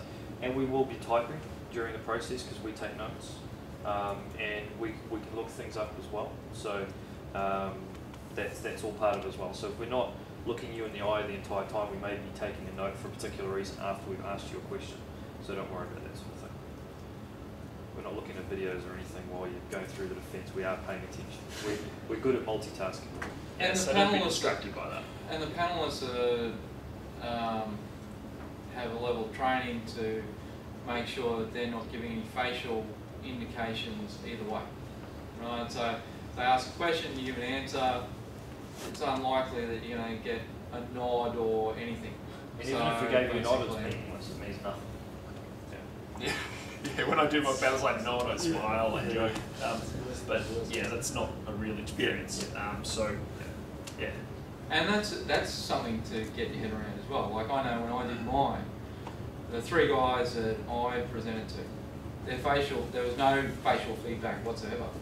So, I knew my design back to front and the reason why I made choices. But if they'd asked a really low level question, I'd give it an answer and they'd just stand there, sit there blankly and then move on to the next one. You're thinking, I didn't get, like normally you expect somebody to go, yep, and then you move on. So basically for me it was like, you're thinking, I did get that right, didn't I? I did think right through what they just asked and stuff like that. So I think, certainly for me, I had a whole bunch of background cycles running, basically validating everything they were asking, why they were asking, did I respond to everything, which doesn't help when, as far as being exhausted by the time you get So through. can I just ask a question on that?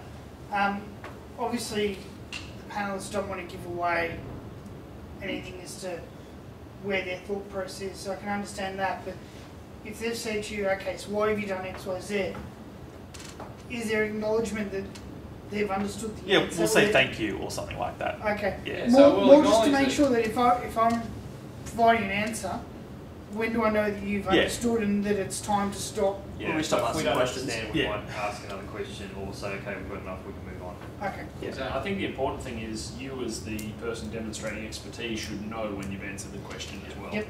So you shouldn't, if someone asks me a question, how does this work? I tell them how it works and I stop.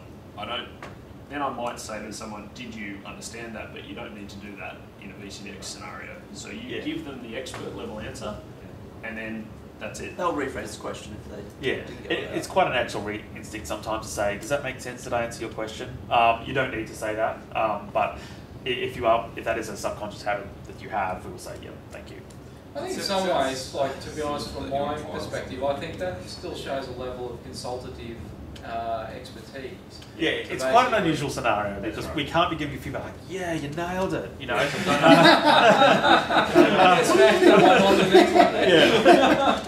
You can't ask us, did I get that right? That, we're not going to. No, I wasn't acknowledging that you were satisfied with the amount of information you provided. But yeah, we'll say it. I had a panelist ask me, they responded, like I gave them an answer, and then they said, is that correct?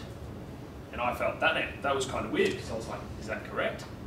Of course correct, I just told you, right? I'm an expert, I'm demonstrating expertise. So, to me, if someone, I don't know if you're supposed to ask, is that correct, or is that just a trick I thing? had that. But No, I think it's good. What do psychiatrists say? Or do you feel like that was correct? Answer a question with a question. But don't waste the panelist's time if you can help it with subconscious questions or something like that. We're there to observe and push you towards the right direction, especially in the defence, not participate in the process too much. Yeah. But if you ask something like that, you should be confident. Is that correct?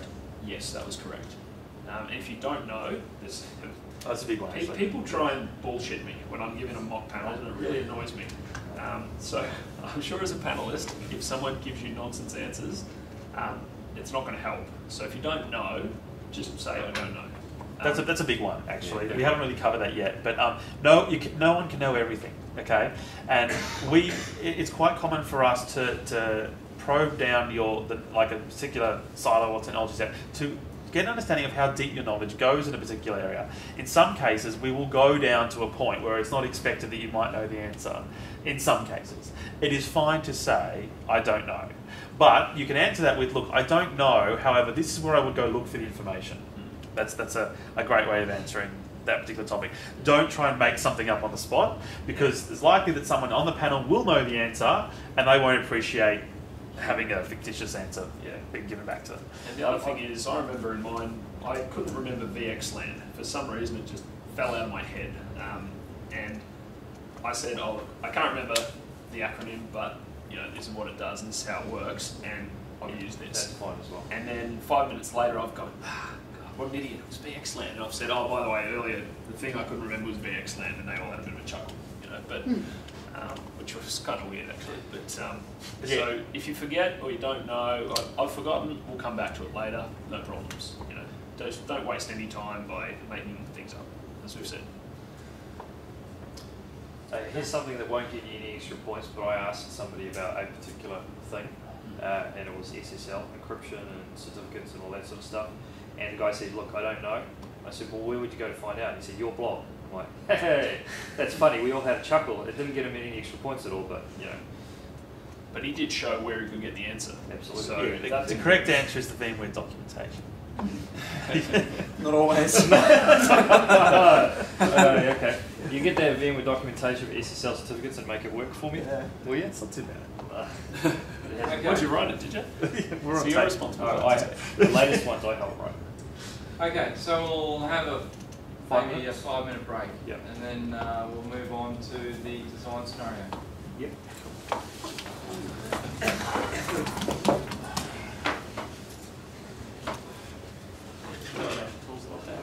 Yeah. You get a bit more animated in this part, Chris. You can get Guys, let's get started. Oh, you're just from I am. Yeah. Okay.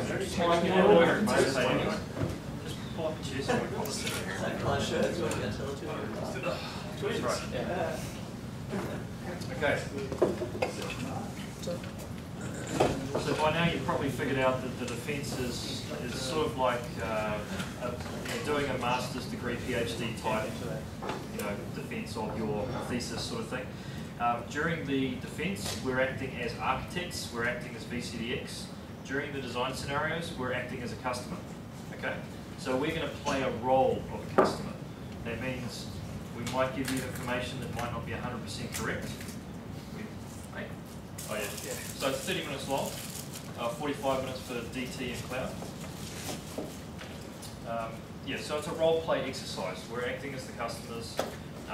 You have to lead us through the design process, ask us questions, clarify the information we've provided is accurate and relevant, and then work through what we're asking you to work through.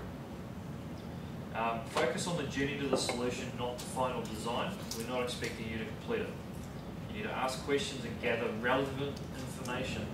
Okay, don't bother writing stuff up or asking questions that are not relevant, that are not going to move you forward. We're looking for you to approach this with a particular strategy to work through the design process. Use diagrams where relevant, so that's fine of writing up diagrams and stuff on the whiteboard if it's relevant to what we've asked you to do.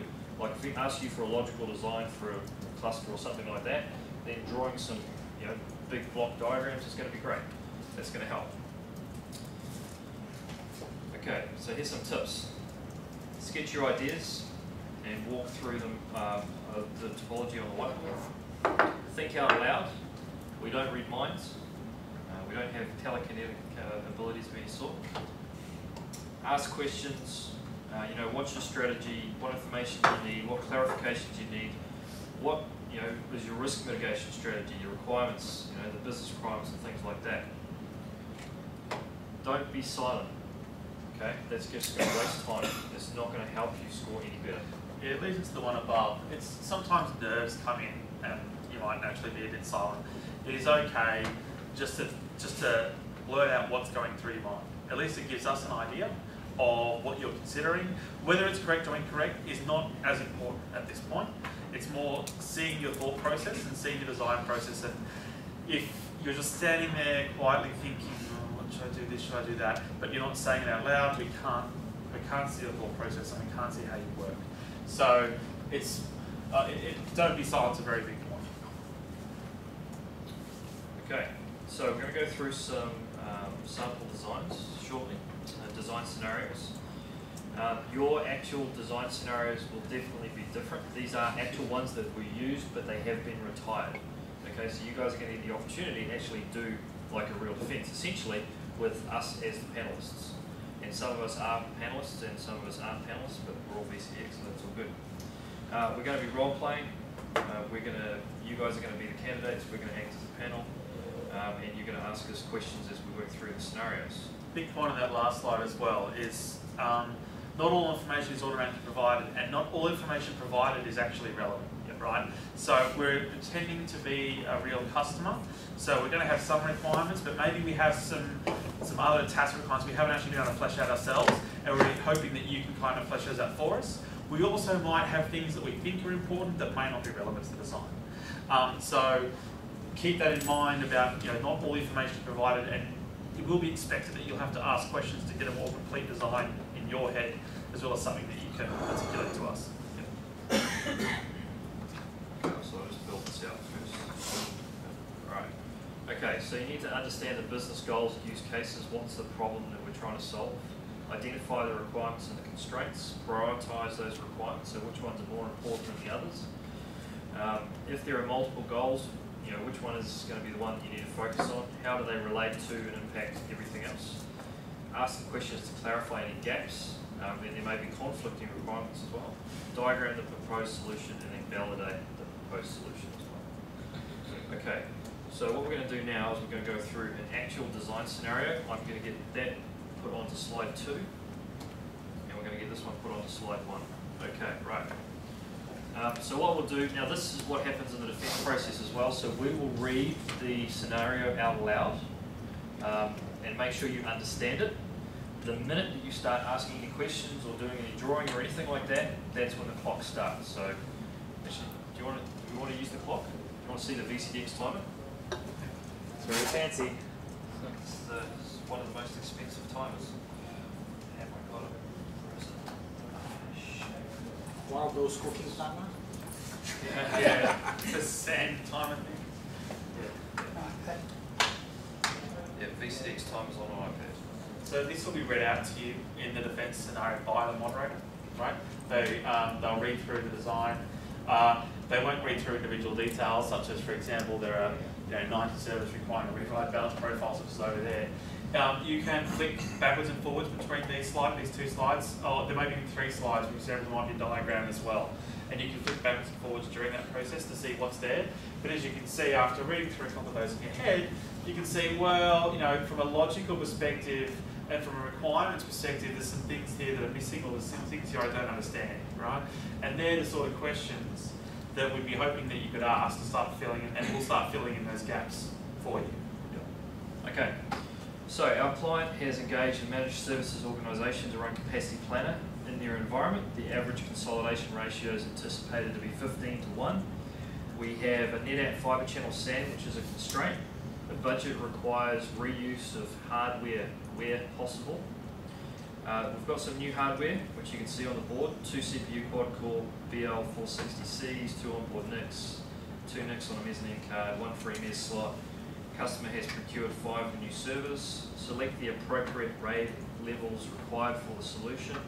Explain how the process of consolidation and containment will be implemented. Design a cluster for 2-host failure. During deployment of each phase of this project, factor in workload balancing across resources and use best practices to create a design, which we covered on best practices. Okay, now the second slide, we've got all the relevant details over here that we can provide you with in terms of up front. And we wouldn't read necessarily through all of those details, but based on what we're asking you and the information you supplied, now it's your opportunity to ask us questions to clarify this and start the design process. So who wants to ask the first question? Yeah, so how this works pretty well is basically, I guess, assuming that we're the customer, so yep. The 5 sisters up here are customers, and basically take turns in pretending you guys are panelists by simply, I guess, asking questions or talking through some of your thought process. Yep. So we want people to ask questions, or we'll start off with some questions back. Yep. Yeah, what type of drives do you have in NetApp? What type of drives? Yes, you're asking to create RAID levels. RAID levels usually a major component is actually disk. It's a SATA, a nearline SCSI disk. Let's just say they're SAS. No, so I guess, and here's a good example. Sometimes the requirement as well to stick with a completely logical design. Sometimes you can spend too much time. This has nothing to do with your question, by the way. But sometimes you get too much bogged down in physical detail. It's quite common in 30 minutes to start getting bogged down into the physical side of the house. Now, there are physical elements to this design because they're listed here. It's specified NetApp fibre channel. It's specified an actual model of a HP blade, with certain physical characteristics. We could turn around, because it doesn't specify GIS there. We could turn around and say, what GIS would you recommend? Yeah. And why? So, for example, let's say we came back and said, okay, well, let's say NetApp have told us they can put EFD, SAS, and inline SAS in the array. We're not sure what should we use them for, what types work best with what workloads, and that's sort of leading into the RAID question. So this is where you could sort of answer with, well, knowing about what you know from a logical level, like let's not get too specific on NetApp, although NetApp is the nearest constraint. How does EFD SAS and inline SAS work well with different RAID levels for different write types or different read-write types? Right, that would be showing your expertise at a logical level. For example, you could say, what type of I/O do you expect to have? Now, do we have that on one of the slides? Yeah, we have 90 servers. Right, so try and tie that together. And how could you sort of answer that question? So if we simply gave you the answer, well, okay, NetApp told us that we can configure the array however we want, and we're pretty flexible, as long as the budget's not completely out of control. What would you recommend to meet our requirements over here? Well, I'll recommend you to use RAID 1 for write intensive, or RAID 10 for write intensive. RAID 5. So RAID DP, there's no RAID. So you've missed a key question. The question is what's supported on that array. We haven't told you what type of array it is. We haven't told you the volt numbers. Well, we have. Well, that's all we know. So we haven't validated anything about that infrastructure yet. We're starting very low level down. Let's start up the top. It says here that you want to reuse infrastructure. It says here you want to reuse your net 5%. Yep. Do you have budget to buy additional, for instance, mezzanine HBAs to connect these new servers to the fabric? Yep. Do you have existing fabric? An example answer that we might give you is we're looking for the best recommendations you can give us, and then we're going to go put a budget together afterwards. But we want it to be as cost effective as possible to meet our requirements. Is that why NetApp's being used? You know, what's the constraint about that? That'd be a question. And they're good questions, right? Yep. They are, because you've highlighted some other constraints there, and yes, it is best to try and start as high as you can and work your way down. It's very easy, because most of us have a technical background, a physical background. We try to. It's very easy to jump into detail on certain things, and the RAID question is quite good. But if a customer sort of came up with this, how would you start your conversation with the customer, right? How would you kick off that conversation topic? If a customer gave this and said, "Oh, can you please provide a design for my environment?" Although these are good pointers, I probably wouldn't start off with, what disks do you have in your array. I'm not knocking that per se, but just try and start high and work your way down. And finding out what they already have is a great way of starting off. Yeah, how far in the procurement process have these HP blades purchased? Have they been purchased? About to be purchased? Haven't been purchased yet? They have been purchased. Yeah. They're available. They're appropriate.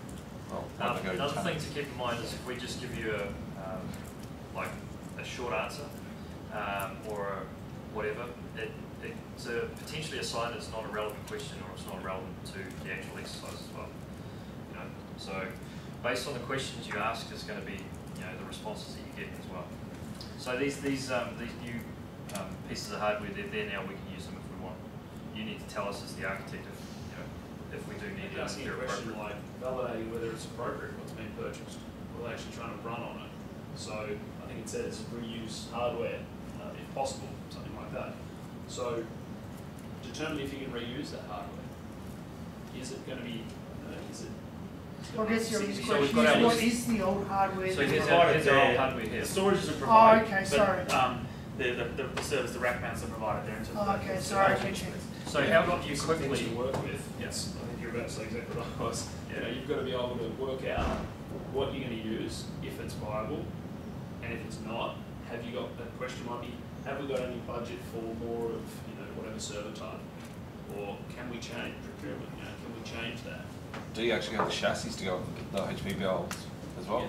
Yeah, that's a good question. So, license level or what license level is the customer at? Great question. That's a great question, right? Yeah, cost is an important factor, right? Sometimes people come up with these designs that will cost $1 million a VM to implement, okay? Extreme I/O arrays and all this sorts of fancy stuff. But cost might be a consideration. Just costs, I don't know if cost is listed out in particular, but it's a good one to keep in the back of your mind, right? Do you already own certain technologies? Are you licensed for it? Maybe to see about, in terms of about cutting costs, we might say, well, look, the customer owns vSphere Enterprise, not Enterprise Plus, and they're not interested in using Enterprise Plus because of cost constraints. And you listed a feature they might want to use. Is there another way of doing that feature? Maybe they're a global company and got access to global deals. Yeah. Well, the other question we might say, or the other answer we might give you is, well, we're going to base the version of vSphere on whatever you recommend to meet our requirements as well. So you're going to have to recommend a version of vSphere potentially. Or justify. Because you're the expert, you need to justify your design decisions. We don't have a particular constraint around the version. We just know what our requirements are to meet that. So what's a question you could ask us very quickly to figure out whether this old hardware can be reused? Well, you give me specs on what the hardware is, you haven't given me any model numbers, so we don't know, like for example, the maximum configurations of any of that hardware. So what are you going to ask me? So what's the model numbers of what's the brand and model numbers of the hardware? What's the question you could ask more logically? Like, because you're not going to know every hardware type, so you can just say, is your existing hardware on the VMware hardware compatibility list? And they can give you a yes or no. Or we might say we don't know. Because this is the only information the project manager gave us. We might say we don't know. We know but some additional details. I'm not going to go in and say that that's a DL380, No. G5, right? That's not relevant. It's not relevant. But if we did say that, for example, the amount of servers in the different phases. Let's say the first 50 servers aren't on the HCL. That's probably going to rule those out in terms of reusing those. So try and keep the questions generic and logical and dig down if you need to. The RAID one was a good example, actually. Although it specifies in NetApp, it's not expected that you're going to be an expert in technology. And let's say that you don't know anything about NetApp. Your answer is completely relevant, which is you can specify RAID 10, RAID 6, RAID 5, that sort of stuff. Even though NetApp does RAID differently. It's still quite a good logical way of answering the I/O characteristics point, right? And that fiber channel SAN. And you can just explain, look, I'm not an expert in NetApp, but generally I would do this, and I would then research how that translates to that array vendor's best practices, right? So try and keep things logical. It keeps things moving quickly, and it stops you from getting bogged down in a particular area. You need to ask the right questions. You need to ask questions that restrict the scope. So you have this information here, but they may not have told you that they want a DR process or a backup process. Or do you have to say, is this limited to purely virtualizing your existing infrastructure? Yeah, I think and we can that's be able to give you responses to that. Yeah. So we'd be able to tell you what the project scope is and stuff because like that. they may want at some point a DR site, and that would then depict how you actually configure your clusters. That's right, and remember, the whole point of these panels is to help you succeed and help us judge your knowledge of the blueprint. Let's say that recoverability is something we really want to talk about more because it wasn't strongly covered in your first design defense. Having a question like that and then us being able to ask you questions related to backup and DR is a fantastic opportunity for the panelists to say how that relates to the scenario, and you to then just show us what informational knowledge you have in that area. How business critical are these servers in the phase one? Oh, they're very critical. They're very critical. Yeah. Yeah, they're all Microsoft SQL Server. Yeah, I thought they were Oracle. We've got some Oracle rack and stuff running there as well. Not with 4 gigs of RAM. Yes, okay. All of this stuff is critical for us because it runs our business, our main business. Yeah, so Michael's now slightly changed the tune of the conversation to bring business critical apps into the discussion, right? And that might sort of change your considerations around reusing hardware or reusing storage, and you can explain what the justifications are. If we think they're relevant, we'll go, cool, we'll go to design, or we'll say, no, it's not that important. But it's at least you explaining to us how you think about business critical apps. Yeah. And that's what we're trying to get from you. We're trying to understand your thought process and what you know about these topics. So they're great questions. Don't spend the whole 30 minutes asking us questions, because then you will get no time to see your knowledge.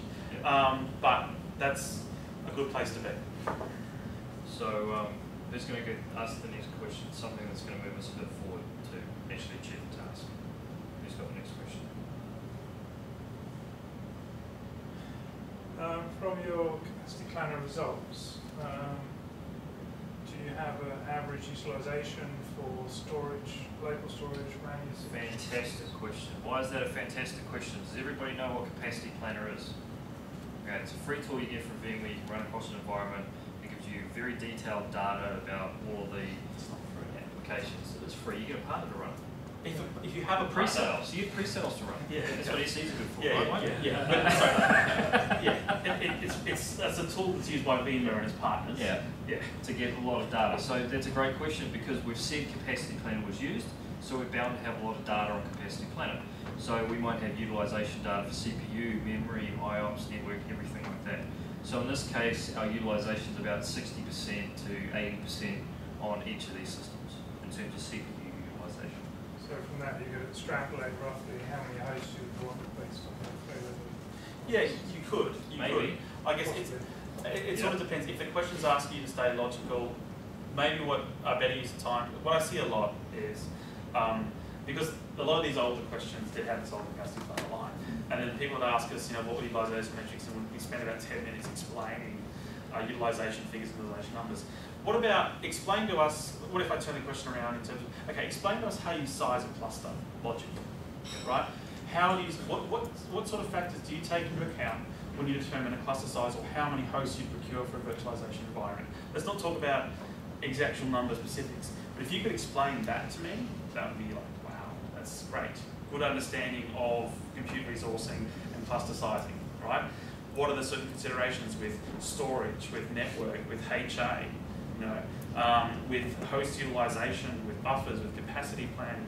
If you can start going to those topics and start explaining those to me, I'll be like, brilliant, fantastic. Because that's what you'd be explaining to a customer, as opposed to, it's not that you can't do it, but as opposed to doing sums on the board. You know, getting it down to the megahertz might be useful, but I'm interested more for a high level discussion. We'll do the exact sizing later on. Yep. And we might give you, we might just say, look, that information we don't have right to hand now. But explain to me what some considerations are in sizing clusters. This is like a 10,000 foot design. This is not a detailed design you're going to do in 30 minutes, right? Yeah. Just start the design process and start sketching it out. Yeah, it's just the initial whiteboard scenario or whiteboard meeting you'll have with the customer where you say, oh, okay, you want to do these things, you know, here's what we're looking at. Something at a high level. Yeah. So something to get the ball rolling, not necessarily every fine little detail. Yeah. Although some detail is good, just don't go down the track of 100% storage because you won't score in other areas. So make sure you've got an even amount of information across all the various components. Now, if we start asking you a lot of storage questions, we may want you to go down the storage track because we may feel that we'd like to see some more demonstration of expertise in the storage area. But generally, we would try and steer down there. It's a tough line because we're trying to be a customer and a panelist at the same time, right? But yeah, that's a great example, is that kick-off meeting with the customer, right? And the customer said to me, can you, I know we haven't gone through yet, but in 30 minutes, could you kind of explain what we're going to cover and what some major considerations are going to be? You know, and that's a great premise to have for this design scenario. And what's some time frames? Yep, that could be a great question to ask as well, if it's relevant to what we're asking you to do as part of this exercise. So what are we asking you to do as part of this exercise? What's on the screen here that we're actually asking you to do for us? Devise a consolidation plan. Okay, so we're asking you to explain the process of consolidation containment will be implemented, right? So implementation plan, important. Timing might be important to that. What else are we asking you to do? Design a cluster for 2 host failures. Yeah, exactly. Designing a cluster for 2 host failure. And during deployment of each phase of the project, factor in the workload balancing across resources. So we've got phases there on the board. I was going to say like phase 1, so if you got 15:1 ratio, then that would be at least 4 hosts plus 2, so you might be looking at a 6 host cluster with DRS for phase 1, and then add more hosts. Yeah, well that's right, because we've got a mixture of new hardware as well as what can we reuse of the old hardware. If you were to say, let's reuse all your old hardware to make clusters, well you can't because it's currently in use right now, isn't it? Yeah. But after phase 1's complete, we're going to have 50 free servers, right? And just explaining that through. And that's not about design per se, but it shows planning expertise or planning experience, migration experience, you know, operational type background in those sort of migrations. So there's the whole project management side that comes in a little bit as well. So we've said the NetApp's great, but you need to validate exactly, you know, what the we're expecting you to put a whole lot of stuff on it. You know, how are you going to validate that that's even appropriate? One of the questions that you could have asked is, are the existing servers connected to the NetApp at the moment? You know, what's the utilization of the NetApp? What type of processor have we got on these old servers, for example? That's going to immediately potentially tell you whether they could be reused or not. Yeah, and we don't mean 2.4 gigahertz. No. You know, the logical's up there, but are those servers a mixture of AMDs and Intels? Yep. You know? And you can kind of go down the whole vMotion in EBC discussions, right? That's the way that could lead, but just keep it high level, keep it logical. Yep, and another thing with the storage is like, so we've asked you to select the RAID levels, so what model is it and what RAID levels are available? That's getting quite detailed, but if you didn't know NetApp in this case, saying things like RAID 5, RAID 10, RAID 6, and I would translate that to the specific array, would be a more than suitable answer, right? And Except in those cases. And why you chose those RAID levels, that's right, the justification behind it. What's the RAID penalty? That's right. Except in this case when there's only one available RAID level anyway. So that would be... Yeah, but what if you didn't know NetApp? What if you didn't know NetApp, right? Yeah. And if you're drunk and you make a mistake, you use RAID. Yeah. But it demonstrates, even if it's an app and you don't have the choices, going down the logical path gives you the ability to demonstrate and understand the differences between the different RAID levels and why they're different, why technically they're different, and how you would layer out things. Sure. Yeah. So Alex, your answer at the start about RAID 10 for RAID intensive. So yes, you're on the money. We might ask you why RAID 10 for RAID intensive, and then you would go off into a spiel, right, about RAID 10 sequential I know and how it works best in a use case. That's a great logical scenario, and then you can back that up with a technical answer if we ask that question, if you want to see that knowledge there. Except that it's not relevant in this case. So you're wasting a whole lot of time explaining these different RAID levels when they're not available. What if there's no guarantee that I know what an app is. I can keep it That's right, logical. but you've got to, that's why you ask the panel. The panel's got that information. So what is available? You don't, nobody's potentially an expert in everything. We could have had Drobo up here, right? What's a frickin' Drobo? You know, if you don't know what a Drobo is all about. You would ask. You don't have to ask, but you've got to ask and validate. On here it also says the net app is a constraint, therefore it might not even be available for use. It may be That's right. storage capacity. Maybe it's just a constraint that sits in the data center. The question I've got is why is it a constraint? Why is it a Exactly. That is a fantastic question. So can we buy other storage? Yeah. So the answer is what is the constraining factor for you, the customer now sitting there going, absolutely. we need to reuse it, but it's a constraint. Yeah, so what happens, some What's the problem today that you've got that's Well, stopping it's a you moving constraint forward? that you have to use a certain storage type. Yeah, because I'm looking up there, It's not the necessarily servers you've that got don't have fibre channel connectivity. They've got no HBAs. Well, we don't actually specify that, but they might do, so you have to The validate. new hardware, you haven't specified. So I'm going to say, is the fibre channel seen a constraint because you don't have HBAs in the new hardware? Yeah, that might Can be. does your switching network support FCA? Yeah, that's right. That's right. Yeah, that's right. That's a good thing. You might say, well, look, we know that is the SAN the constraint or is the protocol the constraint or both? Yeah, that's right. Finding a bit more It's a detail good line like of that. questioning. So when we've got these scenarios, right, as panelists we have more than this. We've got a whole cheat sheet of responses and information and background details as well that we've created for this. So we do have some additional reasons and justification for some of these things. So in this particular case, the NetApp fibre channel stands constraint because some project manager went to spend a whole bunch of money on it and we've got to now get a return on investment out of it. But there was some other questions potentially you could have asked to reveal that we don't have any fibre channel switching capacity because we've run out. Okay, so then what's the question after that that you could ask us? Are you Interested? Option. Are you locked into fibre channel? That's right. Can we use the same array in service center first instead? And right? we might say we don't have any particular requirements for it. This is starting to get a little bit too technical where you said keep It it is. 10,000 feet. You've now Yeah, come down to the about protocol 5,000. is technical, but you're not necessarily saying how you would configure. It's the But use you're case just of the saying, protocol. Yeah, is it IP storage or is it FC? Right, that's a pretty high level. Yeah. And if it's IP storage, is it block or file based? That's about as detailed as I would go in that Yeah, area. yeah, that's right. If we wanted to go deeper for a certain reason, we would push you on that.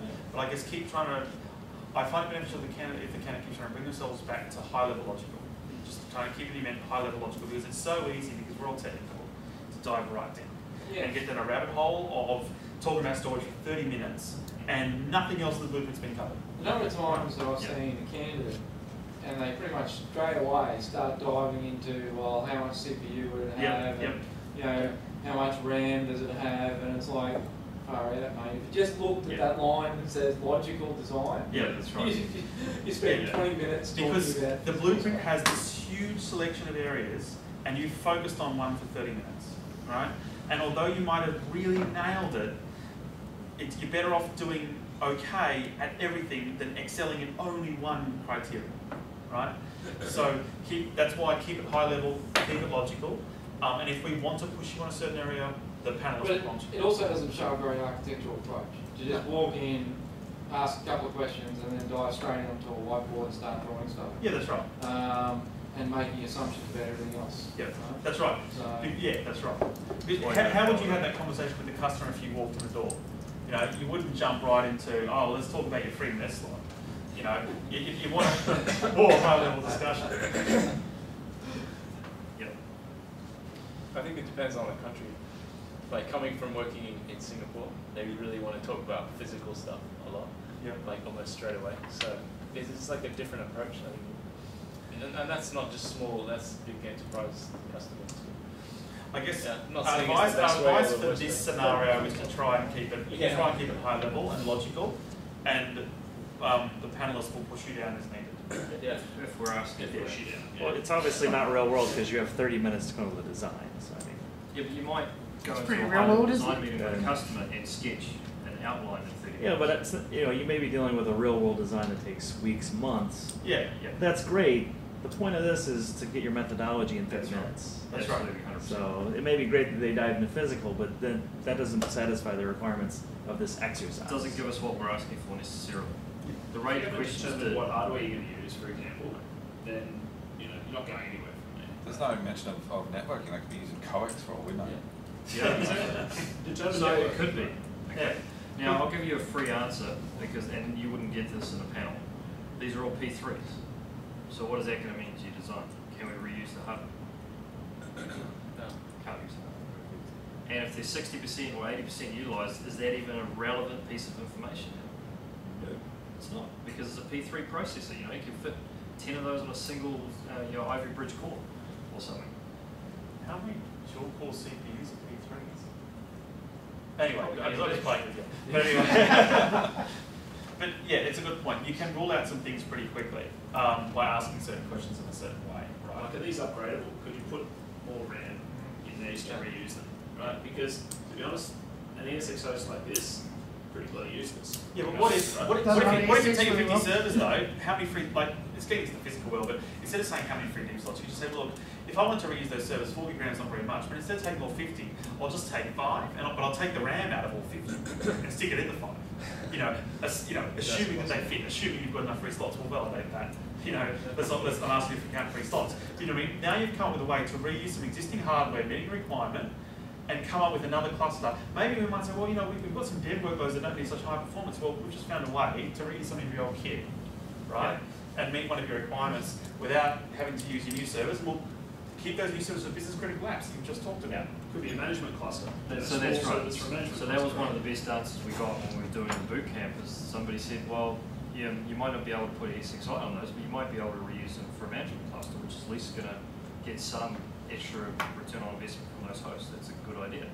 So the question up front then is, what are the current workloads you got in there? What applications you got in there? What are you doing today inside your 200 physical servers?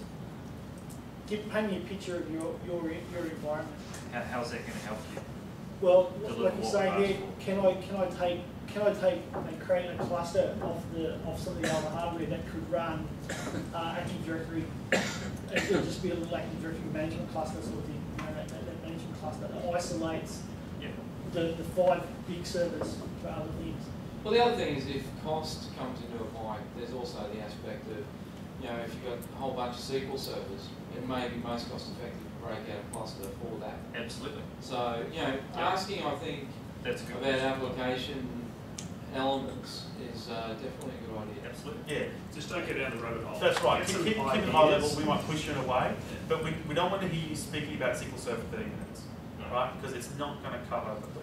So we might say we've got lots of different applications. That's not really relevant. Can we just get on with something else? And if we're saying that we're not being rude, we're trying to push you in a way, in a certain way in the blueprint to help maximise your score. But maybe we could consolidate some of those things into 50 servers into one service. Yeah, well that's right. So what if we took the RAM out of it and stuff like that? We can make little dev test clusters and stuff like that. And that thought process, if you explaining that thought process out loud, helps us kind of get an idea of, okay, that's what they're thinking about what's going through their head. And also, how are you going to reuse them? They're in use. There's something running on them. So you've got to talk about how you get some workload off this to be able to reuse the hardware. And that's where With the management cluster idea.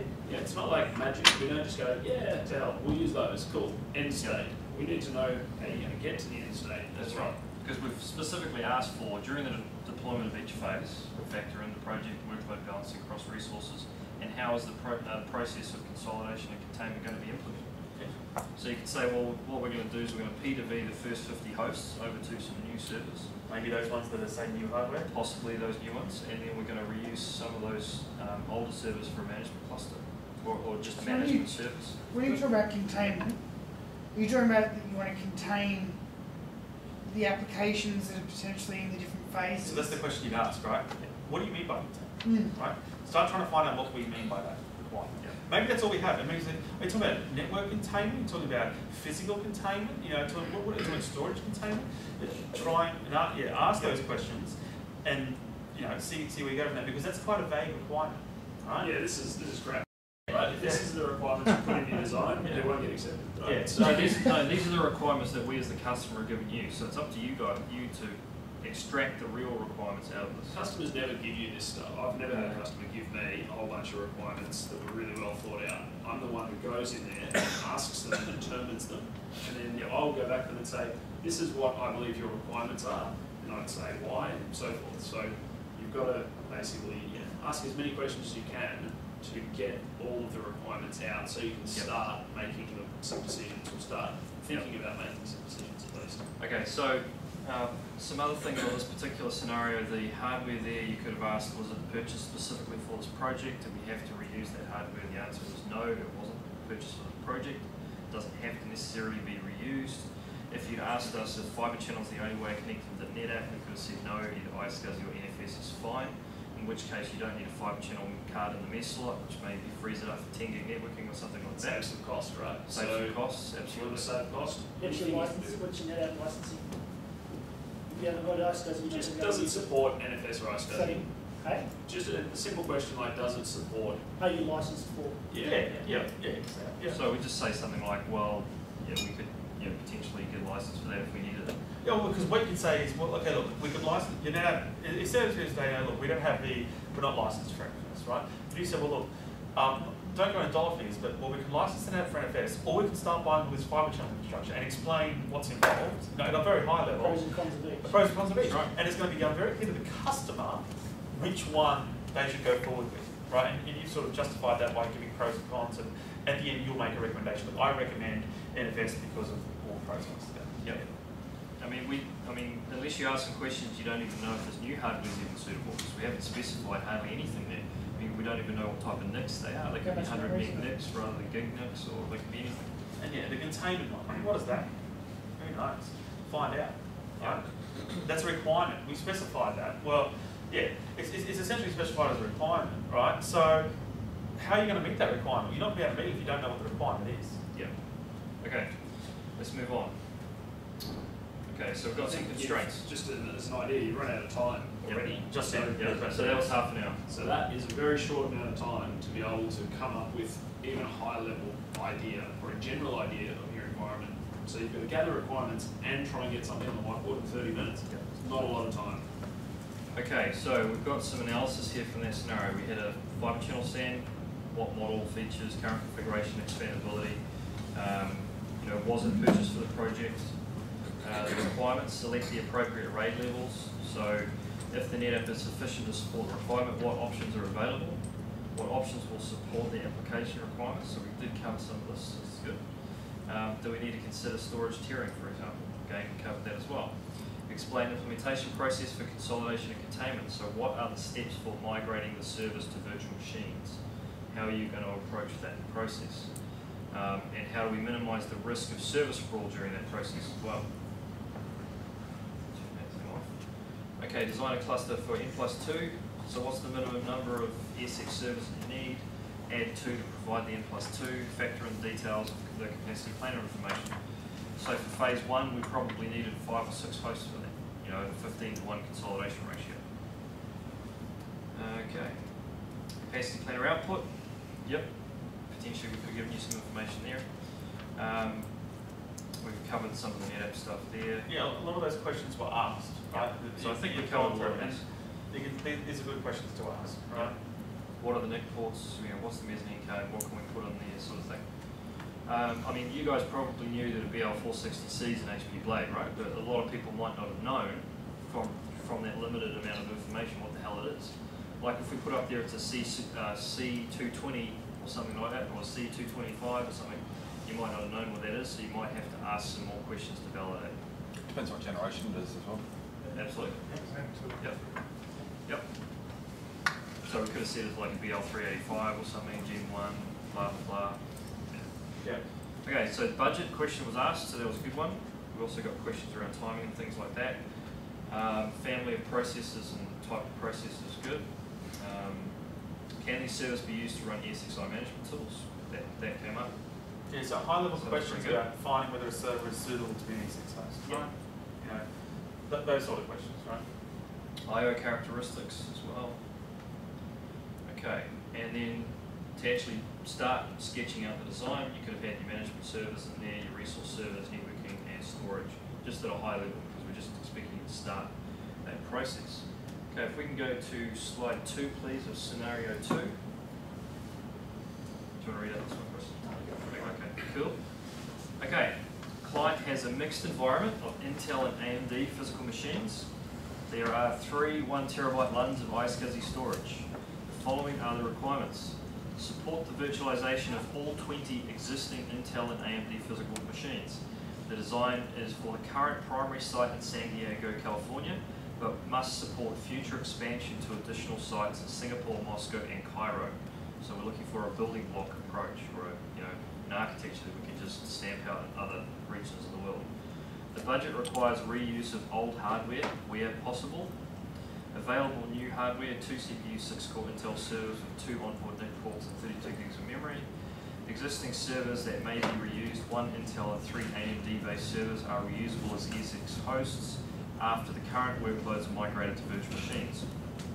Designed for redundancy and flexibility for future expansion with geographically distant disaster recovery purposes.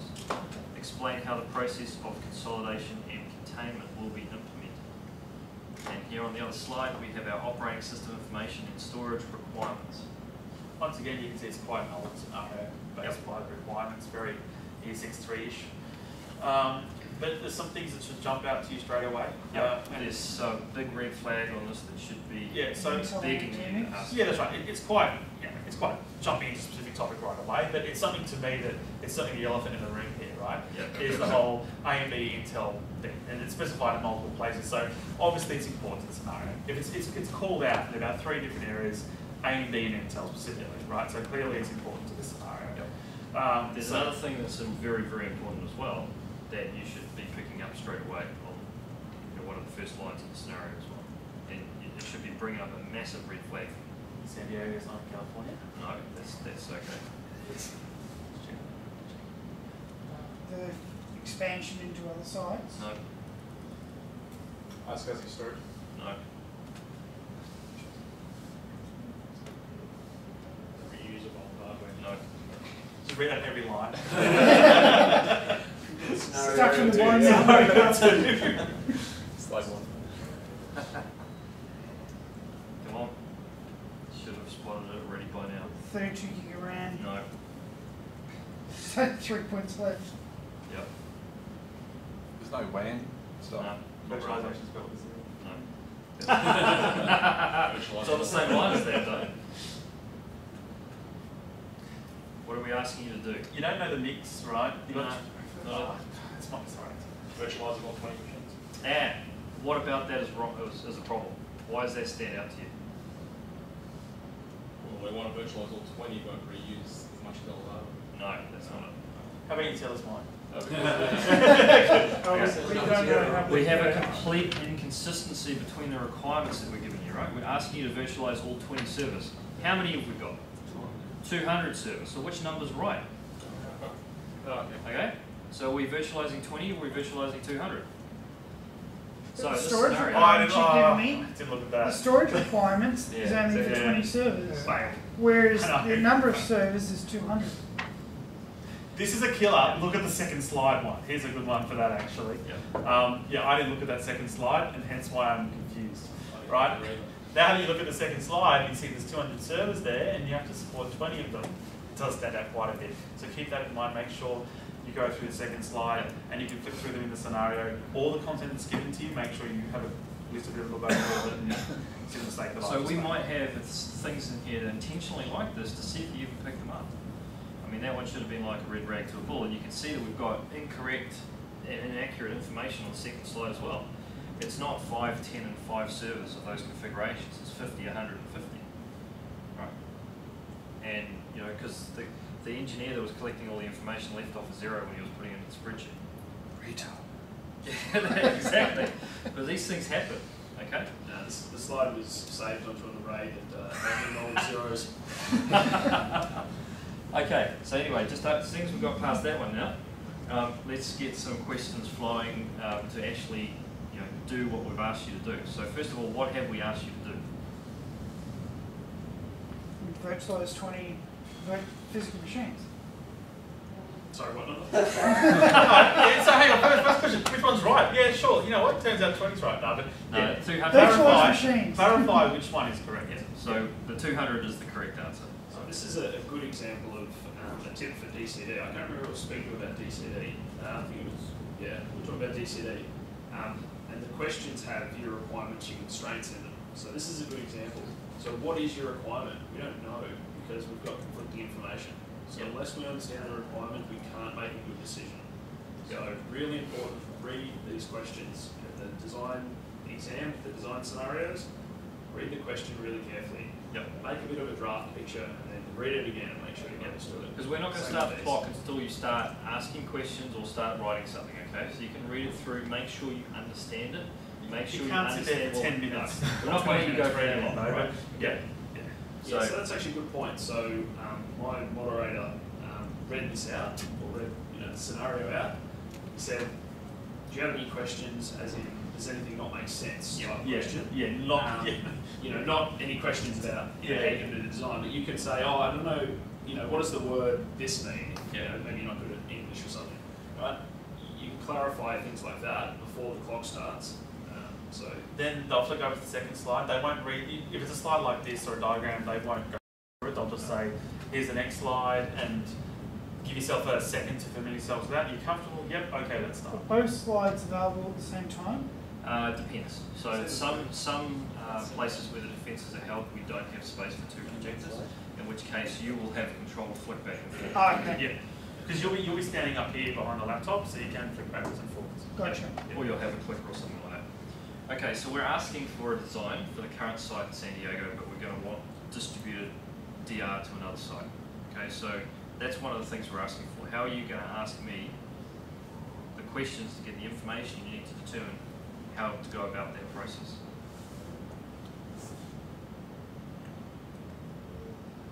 Got any questions? How are we going to do that? It's a little bit harder because no one's taking ownership of the design for these sort of scenarios. Obviously, usually the candidate's up front, spotlight's on you, so you're taking ownership and you're taking control to ask the questions. But what sort of questions could we ask about this? What's the sort of thought process that we could start with? So is the iSCSI storage, because right now the storage numbers that are provided on the second slide don't fit into the 3 terabytes of iSCSI that are provided. Yeah, that's right. So how I can clarify that is, for example, I can say, oh look, they're the storage requirements of the physical servers in their local disk, and that's the SAN volume, the SAN data they have for their applications.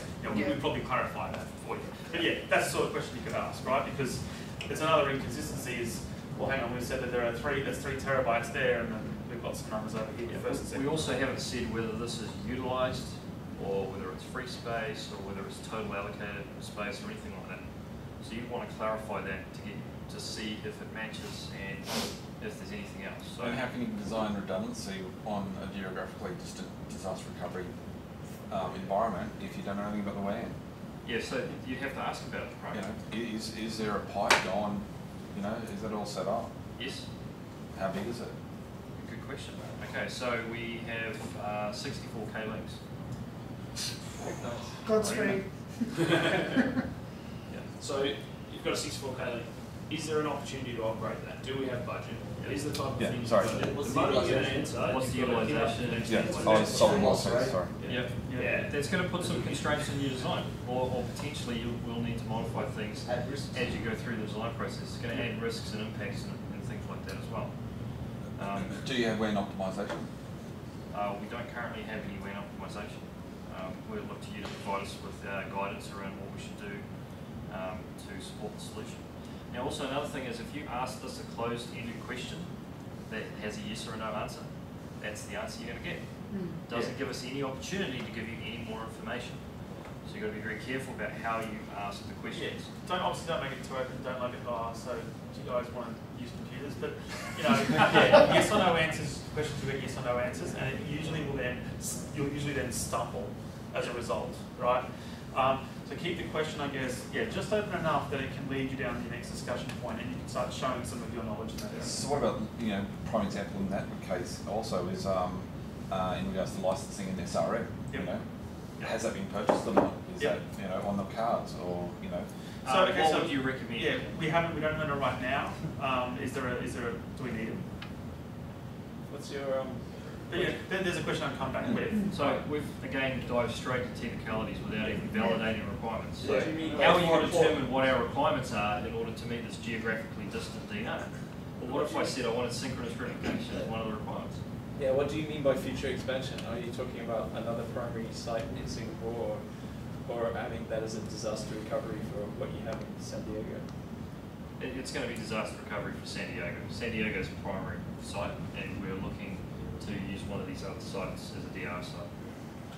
So do you have any existing disaster recovery, and if so, what is it? No, we don't. So what's a three-letter acronym, or a couple of That's three-letter what I was looking acronyms? for. Exactly. Yeah, we go. So SLAs. if you know what your SLAs as well. So if you know what your RPO is, you know how much data you've got to move. So if you've got a 64K link, we'll let it chuckle. But if the amount of data you've got to move is 1K, then that's fine. Yeah, well, what if your RTOs are weak because of the nature of your organisation? Then do you need replication at all? Is taking backup restore suitable? It's going to be cheaper. Sneaking it might be faster. Yeah. Does everybody know what sneaking it is? Carry pigeons. Well, it's whatever. You pick it up and you literally carry it from one place to another But place. as Mike touched on earlier, but what if they say, with this scenario, we've got our RPO is 0? So you need synchronous, right? So you need something within a certain distance. Hey, so let's go to that line of thought. That's a great one, actually. Okay, so I'm a customer, so you've asked me, what are your requirements, what's your RTO? Well, my RPO is 0. So what would you come back with next? Well, RPO with 0 isn't capable over that distance. Why is that? Because you can't do synchronous replication over large distances. Why not? Why not? Due to latency. Latency with SCSI, with SAN technology, does not support synchronous replication So over large distances due to latency with that's noise. a great rabbit hole we've gone in. I had to prompt you a bit, right? Why? But that's the exact sort of trend that we might go down. We can But start they could have quite an high. RPO of 0, but also, they might not be business critical apps, so therefore, why have that Well, large RPO? is an RPO of absolute 0 or always achievable? Depends on the application, right? But it's a great train of thought to go down, and it's something where we can start off high. If we're happy with your knowledge in that area, we can move on. If we want to go down, we can. Well, there's been a big assumption here as well that it's being provided in storage level, the availability and If they need to do an RPO at 0, then they might need to look at something in the application. Well, that's right. Ask over this, but Yeah, but that's right. An RPO, how to achieve an RPO 0, right? Transaction lossless, right? You're getting into very application level frameworks. But yeah, it's good for you to bring those things up. It's not about necessarily the exact right answer, but it shows you have an understanding. For example, here we've had an understanding that in terms of array replication, that synchronous inverse asynchronous has an effect on the RPO, it has an effect on performance, right? So those sort of things have been fleshed out, you flesh those things out, and we've been able to observe them, right? Yep. That's the goal here. Are we able to find out what sort of business this is as well? Because I've been in situations where I've been at a hospital, running up good old VMware. Hey, can you reboot your host? Yeah. No, I've got a body on the table, and that body could die. Maybe Oh, a sorry, financial sorry, institution or something like that that can't afford transactions. Yep. Yeah, healthcare industry. Yeah, absolutely. Yeah, I think it's, we could potentially give you that information if we had it, or we'd make it up on the fly. At which point do you actually start drafting the design? As soon as you get relevant information, it's going to work you towards that process. So, for example, if you think from, let's say, a cluster point of view, right? And you start drawing the clusters, you already know how many hosts you need and so on. And then you think, okay, network, and then you have a look, and then we talk about network. You put that one down on the graphics, and then you move on to storage and say, well, storage, let's see what you have here. And then you start asking about storage. Can you have this approach? Yeah, because people handle it different ways. Some people like writing down the requirements, constraints, and assumptions on the board, right? So I did exactly that. Every time I got an answer from the panel, in shorthand, of course, I wrote, okay, this was the answer. And then I look at my whiteboard and I go, okay, I've already asked that, so I'm not going to ask it again. Right? I don't want to forget things and repeat. So writing those things down on the board helped me make sure I didn't ask the same question twice. And then when I was thinking about how to do some design work or thinking out loud, I could look at those things as well as what's on the PowerPoint. But you know, It's really helpful. if you've got, for example, what's a great way of going? If you've got your requirements, say you've got you always got some requirements here. If you've clarified some of those requirements, you can write those down. If you picked up additional requirements, you can write those down, and then you can look on the board to say, have I addressed the requirements? You know, have I detailed to the customer or the panel a solution that addresses all these requirements? You know, because you may get stuck down a rabbit hole. You've missed big requirements of this design. You know. So using the whiteboard to some extent is usually very helpful. Some people like to demonstrate, for example, network topologies or storage topologies. That's great if we ask it. That's great if you need to explain it. As I said, try not to get too far down the rabbit hole on a particular topic. But use the whiteboard where you can. And just keep in mind, okay, well, I've only got 30 minutes, so how can I best address these requirements in 30 minutes? Yeah, you want to get to the relevant requirements as quickly as possible to get that design started. And how do you do that? That's my question, right? So where do you stop asking questions and you actually talk about the design? I don't think you ever stop asking questions. I don't think you ever stop designing stuff. Yeah. I don't know if there's a start. There's not really a start and a stop line. Like, there's not really like a ask questions for 15 minutes, draw on the whiteboard for 15 minutes. It's up to you, right? And it's up to the way you work. But generally, you're probably going to start designing and asking questions straight away. Okay. Obviously, at the start, there's going to be more questions, and at the end, there's going to be more explanation where you're rationalising your decisions. How do we about DR, right? So first, a couple of things, RPO and RTO, right? Really easy. They give you heaps of information straight away. Then you can go with sync, async, and you can talk about which side is applicable and things like that. So it's more about talking or actually drafting the design on the so you board. know that game where it's got the pictures of all the people, and you have to guess who it is. Guess who? Guess who? Guess who? So yeah, well done. So what's the first question you ask? Male or female? Right? Because you eliminate like half. So you want to get rid of all that crap first. It's a good analogy. Yeah, it is a good analogy. So you've got to try and narrow it down as fast as possible. So I think we've covered a lot of the stuff anyway. Just to give you some of the fun answers, right? So there's 3 iSCSI LUNs. It was a Drobo. Okay, it wasn't suitable for enterprise storage at all. This was somebody's, kit that they just had lying around. You could run Exchange on that though. It's not storage.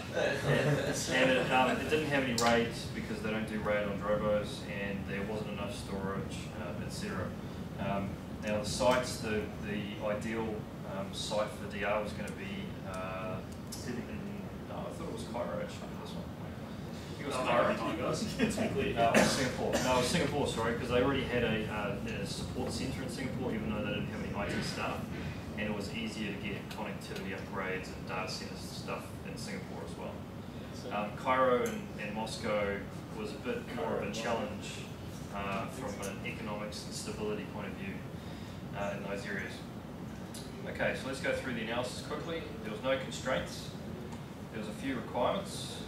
So solution must support visualization of existing systems. Needed to clarify the inconsistency. Needed to, expansion to the other sites and, for DR purposes. Had to have the redundancy for future expansion and explain how the consolidation was going to happen. Okay, number of servers, so there was 200, not 20.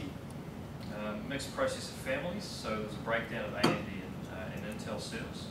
So we could have gone through what some of the configuration details were and which ones could have been used for ESX hosts.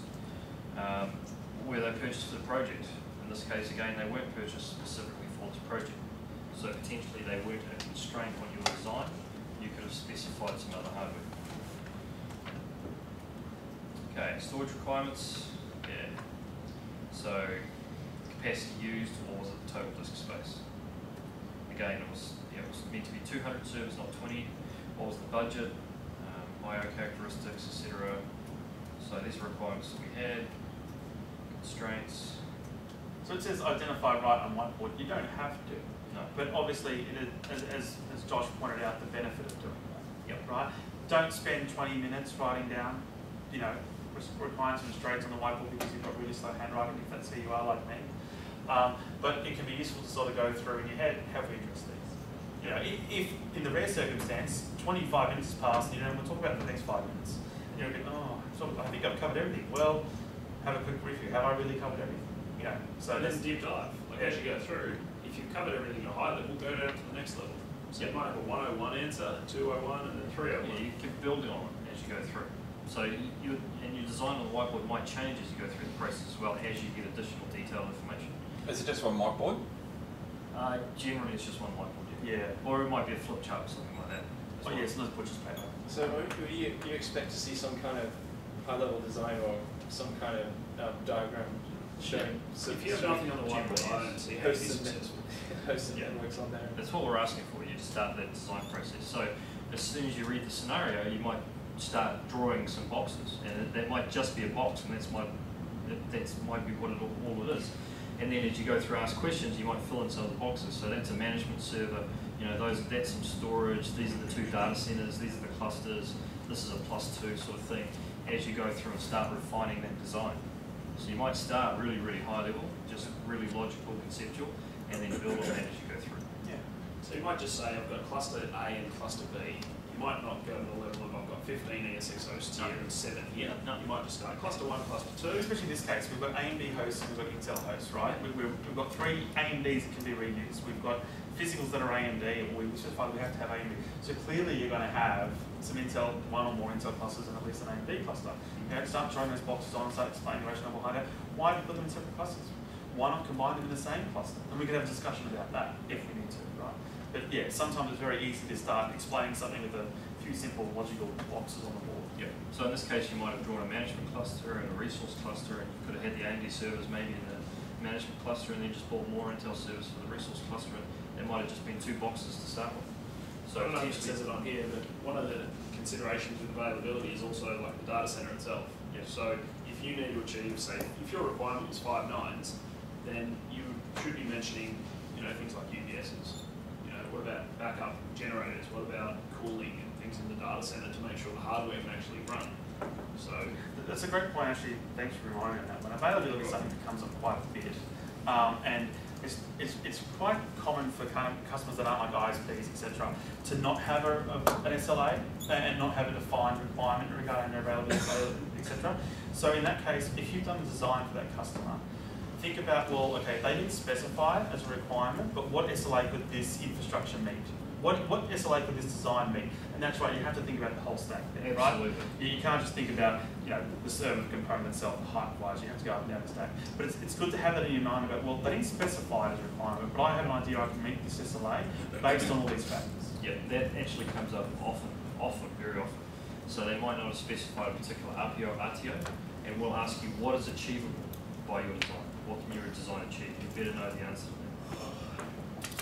that. Okay, so we're going to have a 5-minute break, and then we're going to hit into the troubleshooting scenarios. Yeah.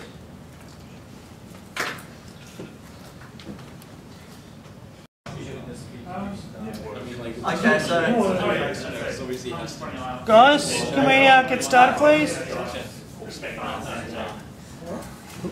I have a functional hospital. So I'm going to go into the troubleshooting scenario now. So troubleshooting, it's the last piece of the VCDX defense. So there's no break like we just had between your design scenario and your troubleshooting scenario. You've been up here talking for quite a while now. So it is, some of you are going to be probably pretty mentally exhausted already. So you tend to have to reach down a bit to really to get through it. It is only 15 minutes in the data center virtualization, so that time goes very, very quickly. It's 30 minutes in the other 2 disciplines. Again, you've got a timer up the front. They'll put up the slides, which I'll show you some examples shortly.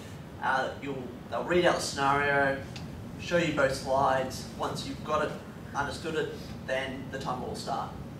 And then similarly, it's about asking questions. So it's an exercise role play. You're giving the scenario to troubleshoot. Again, the panelists are acting as customers. So they may give vague information, or information may not be relevant or entirely accurate. As we've said, the focus is on the journey to the solution. So you might have encountered the exact problem a week before, and you go, "Yep, it's this." Yeah. Again, we're not going to slow cut, type you out of the room. We're not going to set up and congratulate you. we want to see how you got to that answer. So even if you did do that, they might go, right, well, how would you determine that was the problem? Bring you straight back, not tell you that you got it right, bring you back to going through the steps of troubleshooting.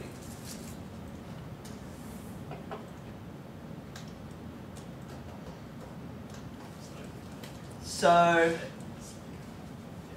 big one, sketch through your ideas. So you will have a whiteboard there, start drawing up what you're thinking about.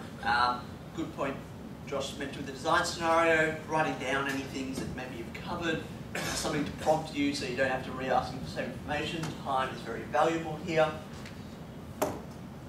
So what I actually did in mine, and helped a few other candidates go through the same things, I had like compute, network, storage, all written on the whiteboard. So the different areas, then application and things like that. And every time I asked a question, I made sure that I was covering each of the areas. So if I ask a couple of questions about network and I think I've eliminated it, I'll write, okay, you know, there's no packet loss or whatever. I'll write that on the board, cover that off, and then making sure that I evenly cover all of them, because you don't want to just focus on one area.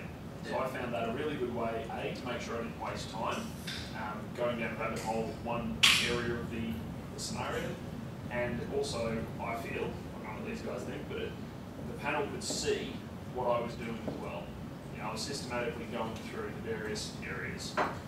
Yeah, like at a high level, the most important thing to me when it comes to troubleshooting, I don't know about you guys, is process elimination, right? It's probably one of the most common isolated fault domain. Yeah, techniques that I use. So if someone calls you up on the phone and says, my server's acting slow, the questions are usually instinctive, right, that you ask back. But you'll be surprised how often people jump down into, what sort of array do you have? You know, well, how's your pathing policy configured? Well, hang on, oh, you're running on an NFS, that must be the problem. Do you know how many machines it's affecting, how many servers, how many clusters, how many data centers? You know, it can be really, really valuable early on to try and get an understanding of the scope of the problem. Start broad and then narrow down. So that's that guess who thing again. Yeah. Yeah, absolutely. The guess who one. Which is. I'm using it.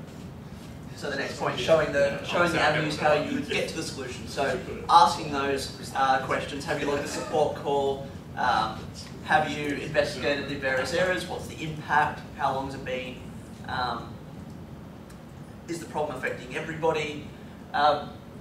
One good point on the previous tip is the problem design, implementation, or something else? The slides may say, this is the design, and give you a diagram. It might be that the design is not properly implemented. So read through the slides and have some consideration. Was there a design fault? Was there an implementation fault? The slides might say, give you an indication when something was changed, then they start seeing this impact. That's going to be a big good, because we all know that change adds risk to the environment. Generally when something breaks, it's because someone has done a change, whether it be documented or not documented. So this comes back to validation as well. So Travis is pointing out that you've got a design for something and it's having a problem. It was an implementation issue. How do you determine that it was implemented correctly? So what are you going to do? What things are you going to check?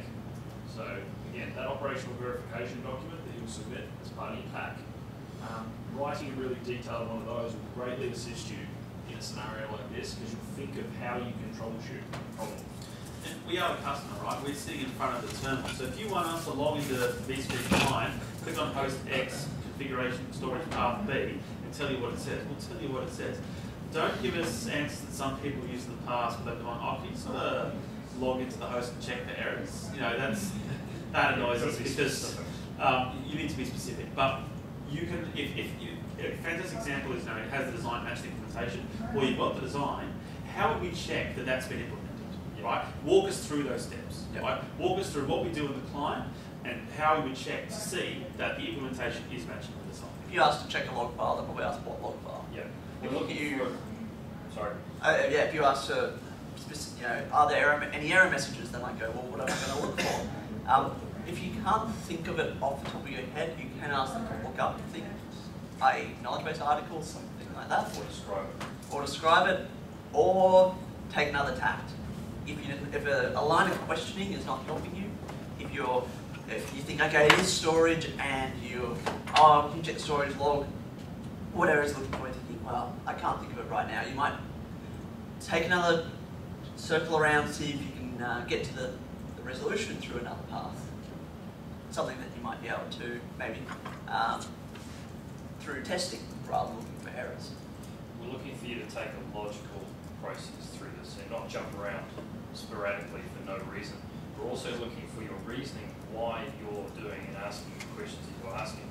So you might say the problem's X, and I need to eliminate these things for this reason because there are these impacts. Okay, tying it back to the problem, then narrowing down and isolating all those areas and then eliminating them as possible causes of fault. Yeah, like a great example is if you just say, oh, can you just ping host 1 from host 2 for me? That might help you in your troubleshooting scenario because you're piecing something together. But if you haven't told us what you're thinking, we don't know what you're doing. So you say, well, look, I want to try and see how big the network isolation is. I'm going to try doing some pings from within layer 2 and then over to layer 3. Right? And then go through the scenario, we can say, oh, at least we know what he's doing. He's trying a pretty valid troubleshooting technique. He may be down the wrong track, right? But if you just start saying ping this, ping that, you know, turn this off, turn this on. VMotion is VMotion now, which comes a lot. What's he doing? You know, why is he doing this? You know, these are production servers. We just want to turn it off. So that's a good point though. These are production service potential. Well, it depends on the scenario. So you've got to ask us, can we actually do this now, or do you have to wait for a change control or something? And then we're going to say, well, is there a way we can test that non-destructively that's not going to impact our business? So yeah, if you want to try something, see if you can just spend like 5 seconds explaining what you're going to try. Yeah, what you're trying to achieve. Yeah, so for example, if you think the issue is with a single ESX host, whatever the issue is, performance or latency or something, you could say, well, I think the issue is related to host A. What I'm going to do is I'm going to move that VM using VMotion host B, and if the problem goes away for that virtual machine, then I'm going to look at host A. Yeah, if the problem doesn't go away, then I know it's not host specific. The amount of times people don't ask for a VMotion is astonishing. It takes like no time to do VMotion, and it tells well, you shit. Like even in a fake troubleshooting scenario, it takes even less time to do a VMotion. It's instantaneous. Can you VMotion it? Yeah, the problem's still there. Bang, it's not that host. But that's a great example because even if you were going down the wrong rabbit hole for whatever reason, at least we would get an idea of your troubleshooting methodology. Yep. We could see it. We could see you working through a problem logically, and that's what this scenario is trying to achieve. Can we see the scenario? Yep. Yep. Let's go. No, there's no. no, we're not here to show you that. Yeah, so just explain the scenario. Similar, it's a retired scenario from an actual. Yeah, so there could be multiple problem areas. Do you want to bring up slide 2? It might not be just one thing. So this is the scenario that we've got here. You've been asked to troubleshoot a recently built vSphere proof of concept environment for a customer. The Microsoft Windows 2008 64-bit virtual machines on this particular ESX server are hanging over a period of time. Some user groups report loss of access to key applications. Access to the host will sometimes be non-responsive when connecting with a PuTTY SSH client. Virtual machines are experiencing sporadic slowness. 100 virtual machines are running on 5 ESX hosts with specifications. The virtual machine files are stored on a single LAN shared between hosts with a mixture of BMFS and RDM placement. 10 gig backbone network, ESX hosts are redundantly connected to the production network, and accompanying is a high-level diagram of the storage and network environment. So, Where's the network? on the top of the slide. It's switches at the top there, mate. Okay. Now, one of the things to take into consideration about scenarios is they'll be based on the version of vSphere that you're sitting through vSphere. Yep. So if you're doing VCDX 4, these will be vSphere 4 based scenarios. If you're doing VCDX 5, these will be vSphere 5 based scenarios as based ones. So don't bother saying is low-based technique enabled or something like that if it's vSphere 4. Yeah, scenario. That's right. But if it's vSphere 4 and you've got a couple of chassis, you might have to think about your HA requirements pretty carefully. Anyway. Okay. So what's wrong with this one? Can anyone see? There's a few things with even with the text that you can see. Highlights a few things. A proof of concept environment running a couple of hundred production servers. Yeah. Yeah. So I love this scenario because this is one of those things where a company said this was going to be a proof of concept and then just got put straight into production. But it's still proof of concept. Yeah, everyone. Yeah. On your No, it's been through production now because we're running a business process. Yeah. So did everyone hear that? Yeah. Did everyone see that the 5-channel cables are not across both storage processes? Yeah. Might still be fine. So yeah. So is that what's the problem? Is that causing a Yeah, problem? trespasses. Well, how was it determined if that was occurring? Making a big assumption. But you could also talk about availability. It's an active array. Yeah. Maybe. So, well, how would you find out though? So, yeah, I mean, you don't want to jump. So you jump straight to a potential area, but now we're probably going to start to prompt you a bit. Go, okay. I mean, what would you ask from us about that design?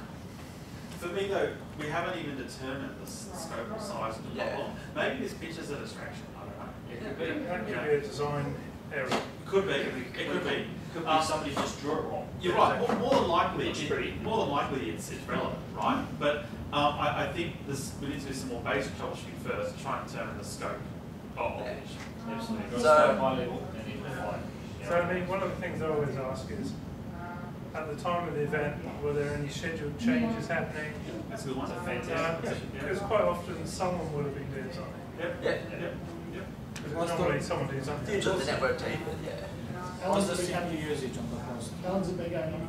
Yeah, good question. So I just want to point out here, some of these questions you've asked, even on the design scenario, if you look at each of the questions you're asking in isolation, these are not hard things, right? Expertise is really taking a lot of really simple concepts and bringing it together. So asking if this is implemented as per the diagram, that's not a hard question, right? Any VCP should be able to identify that, but we're really trying to find how you go through the process. So, yeah. So somebody asked a question about when this started. So what's happened is our virtualization admin that knows the stuff, he's gone away on holiday. We don't know what was happening in the environment, but it's only just started happening. So this hasn't always happened, it's just started happening now. But the problem is we don't know the environment well enough because our guy's on holiday and we can't get hold of him. That's why we brought you in. So what changed? We don't know. We don't know. There's been no scheduled changes in the environment? No, there's nothing particular scheduled at the time of this meeting. What's the CPU usage on the host? It's at about, well, how do we check? Just go on the host and see what the CPU usage. Which host, sorry? Go on the host. Check the performance. Which host, sorry? Yeah. Which host is having a problem? Well, what would I use to check that? You say up there, it says on this specific ESX server. ESX top, vCenter, I mean there's a few different... vCenter. Let's say vCenter. Okay. So, yep. We actually have servers particular. Yeah, so, well that's actually the point I was going to bring up. But, okay, the utilization is sitting about 40%. 40%, okay. But, so there's, I mean that is a that key CPU, here, is that particular memory, is that ESX disk? Sorry? So maybe I missed the first half of the question, but you said performance of the servers running 40%. Is that 40% CPU, 40% RAM? CPU, no, yeah, specifically. 40% disk, network, it was only CPU that metric, was it? Yeah. How many vCPUs do you have in 2008 virtual machine? Each one has 2 vCPUs. So if you get an answer, like you've asked utilization on a host, right? Yeah. So it's 40%. What does that tell us? Doesn't get us any further forward. It actually doesn't really tell us very much at all, because you could have contention. If a host is running at 40%, you could still have CPU ready. So you could have contention on a virtual machine, but when you look at the metric of the host utilization, it could be really low. Because you can actually have contention with low utilization, and you can have no contention with high utilization. Yeah, you could have CPU affinity or something. Yeah. So you've got to, some of these questions you ask, you've got to not just ask the question to get a piece of information, you've got to know why you need that information and where that's going to lead you. And you've got to be able to explain that to the panelists. Yeah, as well. explain to us your thinking, your thought process. What are you checking for? Why have you said blah, blah, blah, blah, blah, blah, right? Explain it to us, you know, either before or after you answer the question, then we can get an insight into your troubleshooting methodology. And this is why I said whiteboard. So if you're on the networking, you're on networking at the top. I'm trying to eliminate this as a network problem. To do that, what I'm going to do is X, Y, Z. So they know, okay, cool. You're looking at the network to try and eliminate that, and you're doing this, and you're expecting this result or this result. And if it's A, you'll go down that route. If it's B, you'll go down a different route. On here, there's also some missing information which you might need to troubleshoot. Yeah, Like, it doesn't even mention if they're in a HADRS cluster. Yep. Yeah. They could be on standalone hosts. Yeah, exactly. Yeah. So think of it as like a chess game. You're thinking like 3 moves ahead. So the answer to the question you get now will help you get to that, you know, 3rd move. I mean, what does loss of access to key applications mean? That's right. Yeah. So start defining that, right? Because it's usually coming from an end user. An end user says, I can't get to my app's slow. These are things that people call you up commonly on today. And the first thing you need to determine as administrators, how do I quantify that? What are they actually referring to? Yeah, right? what's slow? Yeah, what is slow? Can't get to my app. Is it an application level issue? Is it a OS level issue? Is it an infrastructure level issue? Right? Unplug their laptop from the network. Start clarifying some of those, vague problems that have been described by the customer. Start getting a bit more specific about, the scope and the You want to see if it's all apps, if it's all users. Yeah, so one user, all users. Because if it's all apps and all users, and where are those apps located? Those apps run off these servers? Is it a client client database app database model, and both are residing within the one host or across the mixture of the two hosts? I mean, that's a very good point because... Or is it accessing something outside of the network and the bottleneck point is somewhere else? That's right. That's a good question. And IOPS as well. You could ask some more questions about that. He would, Michael wouldn't really say that No, in I real wouldn't life. say that. No, I'm just... Ask more questions about that. Do this way. Would you be allowed to ask for certain grabs and stuff? Ask for anything. We'll say no. If you want to go on E6 top and start hacking away, tell us we'll do it. Give you results. Well, you could ask for a show 10 for the switches, you could ask to get some E6 tops. Yeah, totally. If you want us to check a port or something, we can say that we're going to go check a port, plug something back in. Yeah. You may get a response, say, we'll get a network guy to check. Yeah. Get back to you. Yeah. When he gets back from holiday. Possibly. No, it's the virtualization. Yeah. Networking might get another route. So, we literally might ask somebody a question or pretend that we're asking somebody a question and then come back to it later on. And then partway through the scenario, we'll say, networking guy just got back to me and this was the answer. Also, don't trust the answers you give it. Because customers, I used to watch that show, Dr. House. Anyone watch that? Yeah. You never trust the patient, right? The patient always lies to you. How did that get there? Well, I didn't put it there, type of thing. Right? So when they give you an answer, you don't need to validate your gerbils, right? Yeah. So, We're not going to directly lie. Yeah, that's right. I agree. We're not going to lie to you. But I think, just to clarify this, it's more, there might be vagueness in answers. Yes. Right. Yeah. If you ask a vague question, you could get a vague answer. Yes. For example, right now, with the CPU question, right, is the CPU high? We haven't specified, is the CPU high now? Is the CPU high at the time the problem's occurring? Is the problem occurring right now? So we could give you a vague answer. Or so we might just say no. Or say yes, what is high now? Or yes. Yeah, that's right. So, if you get a sort of a semi-BS answer back from us, it probably means you're going down the wrong path. I'm curious about the access to the host will sometimes be non-responsive. So what do you want to find about that? Say again? Yeah. So is this... Is it happening during your backup window? Yep. Is it, so are you talking about when users, is there a direct correlation in events between when users are reporting access or loss of access to key applications and servers are hanging you Great question. the SSH session event? We would say yes there is, but we don't lose access to the host all the time. So sometimes the event happens, we don't lose access to it. How many active snaps are on that virtual box? Virtual machine? That's good too. Just giving you a hint, that's way diving down the covers. And you've got no context around that. I was going to say, you've got no You justification. haven't reduced the scope or anything yet, so. Could it be that the access to the host sometimes being unresponsive is a second issue, and the first and third points are another issue? That's right. Some of these may just be the symptoms, right? Yeah. They're not all specifically issues. Some could be symptoms related to the other issue or another of the points, right? Yeah. And that's what you need to work out. And things like correlating times are a fantastic place to start, right? We haven't specifically said these things are occurring at the same time. If they're not occurring at the same time, they might be completely unrelated. If they are occurring at the same time, well, they probably are related. But it's a great sort of transform to go through. The scope, time, that sort of stuff. So yeah, that's right. Yep. The other, all the VMs on that particular host 2008 are 64-bit. Yeah, great question, Mike. Yep. Yep, they are. They are. Yep. So here's some of the example questions that we've got here. So about that it's happening on one ESX server. So Josh mentioned the vMotion to move it to another ESX server to see if the issue still follows. Reporting. Well, exactly. If we ask a direct question, can we do it? Yes. But with that example, it's what did you do? Yeah. What action did you do to repeat the incident? Oh, it's random. Yeah, it happens It's sporadically. completely random. But you've just said, can we try moving the ESX and see if the issue follows? No, you said that. No, that was you. I know, the question we're asking, so the frame is, okay, what did you do now to replicate the issue?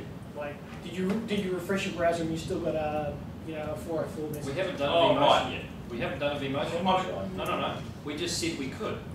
You haven't said That's all. We just said vMotion yes. from X to Y. But yeah, I think the point he's getting at is the second half of the see sentence to see if the issue follows, meaning that you are able to reproduce. That's right. Is the issue reproducible on demand? Yeah, Right? because if it's reproducible on demand, then you can manipulate the condition to get exactly. And So to that's go going to down really ALV. affect your troubleshooting because at the moment, if we vMotion it and it stops, so it might start working again, but how often was the problem occurring on the previous host? That's right. If it was happening once a day, you might have to wait a day again to see if the problem recurs. So that's a very good thing to bring up.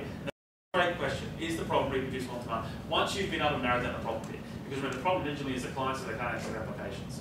We're not going to tell you if it's reproducible on demand because we don't know. But after you've narrowed it down a bit, yes, we'll probably be able to work that out. Yeah, the important thing here is all we did is we said yes. We didn't actually do the vMotion, right? Because you didn't ask us to actually do the vMotion. Because you just asked us if we could. Could We you might say, prompt you. could you say do a vMotion, now wait a day? Now is it still happening? Yes. Will you answer that question? Yeah, we can time travel. That's right. Okay. Yeah, we can time travel. Yeah, in this scenario we can time travel. Yeah.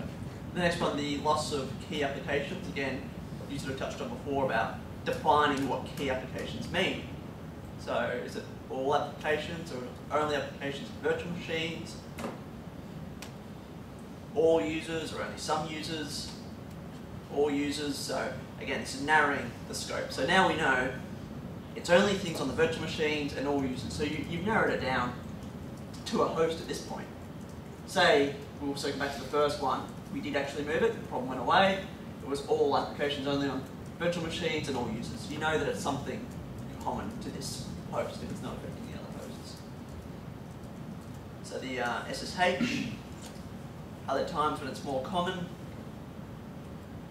As mentioned before, no, it's completely random.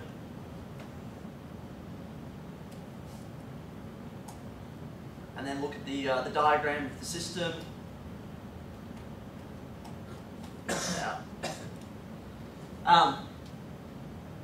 So have you open a support ticket is a good one to demonstrate what you'd actually say to a customer. You're probably going to get, yeah, we're waiting on them. It's not going to get you a lot, but it's good to demonstrate what you're doing. If you ask about error messages, we're going to be asking you where you're going to get that information. That's something we're not going to volunteer. If you're just going to say, are there any error messages? Well, where? What log file? What error message? And if we tell you what log file, you're going to provide the log file? Yeah, if you can direct us, if you can say, yep, go check this log file. What are you looking for on the log file? Yep. For example, if you've directed word someone, error. Yeah, so you could say do a fine for the word error. That's fine. Or a fine for the word trespass, something like that, right? Yeah, so we want you to be more specific, okay? So if you just say look for an error, we're just going to say our screen just keeps scrolling, the errors are going past. We're not too going to fast, give you okay? the answer. We're not going to give it to you. Right, by saying, are there errors? Oh, yeah, the answer was. We're not going to give it to you. So we're obviously going to try and be elusive and get you to try and prove it by a process of elimination rather than just stumble upon it. Yeah, so say I'm trying to find out if we've got trespassing issues. Can you please search for the word trespassing? You've been quite specific there, so I'm sure we can look for different, but yeah, just checking the log for storage errors and tell me what you see. No, not going to fly. And the final, can we try moving the fiber channel ports? So yes, but we'll have to schedule downtime. So you might ask about ways we can mitigate the impact, the emotion, things like that. Or if there's something we can do, not just run it. Yeah. So another troubleshooting scenario. We just want to go to slide 2. The actual, so just to give you some background on that previous troubleshooting scenario, there were lots of areas that were wrong. So we had the trespassing because it was an active passive array and it was misconfigured the 5-channel layer. We didn't have link state tracking on the distribution switches, and there was only a single link, one of those went down. Okay, so that means that the rest of the traffic is black hole. The admin that was having problems with SSH access was trying to do it from an ADSL connection at home, and he was having problems with his provider. Okay, so there's a whole series of things. On the pathing policy was wrong, or set to fixed path, and different configurations on each host, so that was causing flip-flops on the array as well. Hence why there may not be one right answer, and you might not get the answer. So, and that one we could have taken you one in about a dozen different routes, depending on how you're responding. Yeah.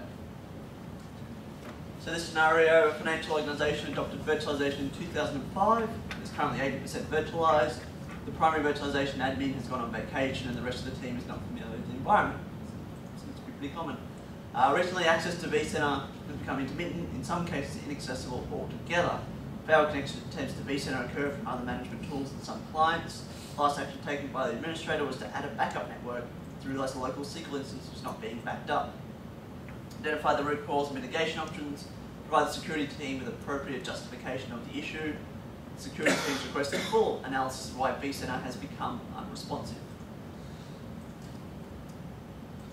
And this is another example where we've potentially got some conflicting information, some information that's ambiguous and unclear. It's very vague in information. which case you would have to clarify.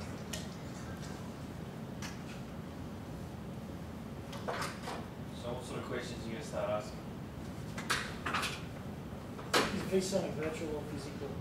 That's a good question. Yeah. That's a very, very good question. Yep. So in this case, it's virtual. Are the virtual machines losing going offline as well? Which virtual machines? Are other virtual machines running on the same host as the vCenter server going offline as well? Do they become unresponsive? Not in this case. It's just affecting just vCenter. Has vCenter been patched? Recently, Microsoft patches. No. No. That's another good question though, because what was the we've given you a fairly now. big hint here. Yeah. Where there was a change. Yep. The last action taken was to add a backup network. We realised the local SQL instance was not being backed up. Can you give me some details around that change in regard to the VLAN connectivity, the VLAN? It's on this page here, mate. Yep. Oh, sorry. Yeah. VLAN 100. If we're removing the backup network, the issue is still there? We'll have to schedule an outage for that. Yeah, no problem. And how can we test that? How can we test? How can we remove the network? How can we test the access? Because the problem is intermittent. Can you disable the... well, how often does it happen? It's happening about once a day. Once a day, then let's remove the backup link and leave it for 2 days. Yeah. Is that once a day correlating with any How other do we do a event? backup? We need a backup in production environment, so you can't just take backups off the app. We're doing backup over production. Well, the one thing we really haven't looked, what does this mean? Like, for instance, there's a SQL Express, well, I can't remember what SQL Express, but that's indicating that SQL is installed on the same server as vCenter. So that's a question Maybe. you're going to ask, right? Because otherwise you're making an assumption. That's big assumption. Big assumption. It's vague and it might be deliberately misleading in a way to the backup, but yeah, we haven't necessarily specified. So that, I mean, that's one of the ways to really show what you need to sort of ask, because that's something that you've taken as an assumption that local SQL instance was not being backed, was the SQL instance on the vCenter. Yeah. It's Sure. not, Okay, that's yeah. not specified. Yeah. That's a big assumption, so you want to clarify that. What is the local SQL instance? Is it What is that on the vCenter server and what is it running? Good question. It's in this instance it is on the vCenter. And that is the database, sorry, that is providing the database for vCenter? Yes. In this case. And that's the database that's was not being backed up, Previously. which Yeah. related to this change that is then causing these some Yep. issues. That's right. Okay.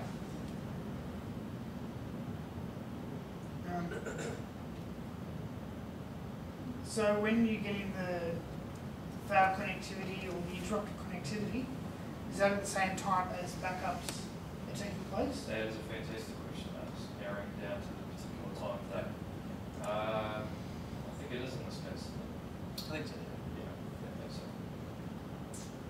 got 2 gateways on the server? It's a good It just catch. looks like Yeah. one there. Oh, no, it's one gateway, one default gateway. Okay. Yeah. 2 different VLANs though. But I mean, this information, you don't even know if it's 2 virtual NICs, 1 virtual NIC with a teaming driver or what, right?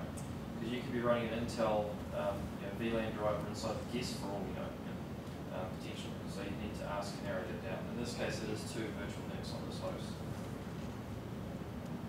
So potentially there's something going on in the guest maybe that you might want to ask some questions about.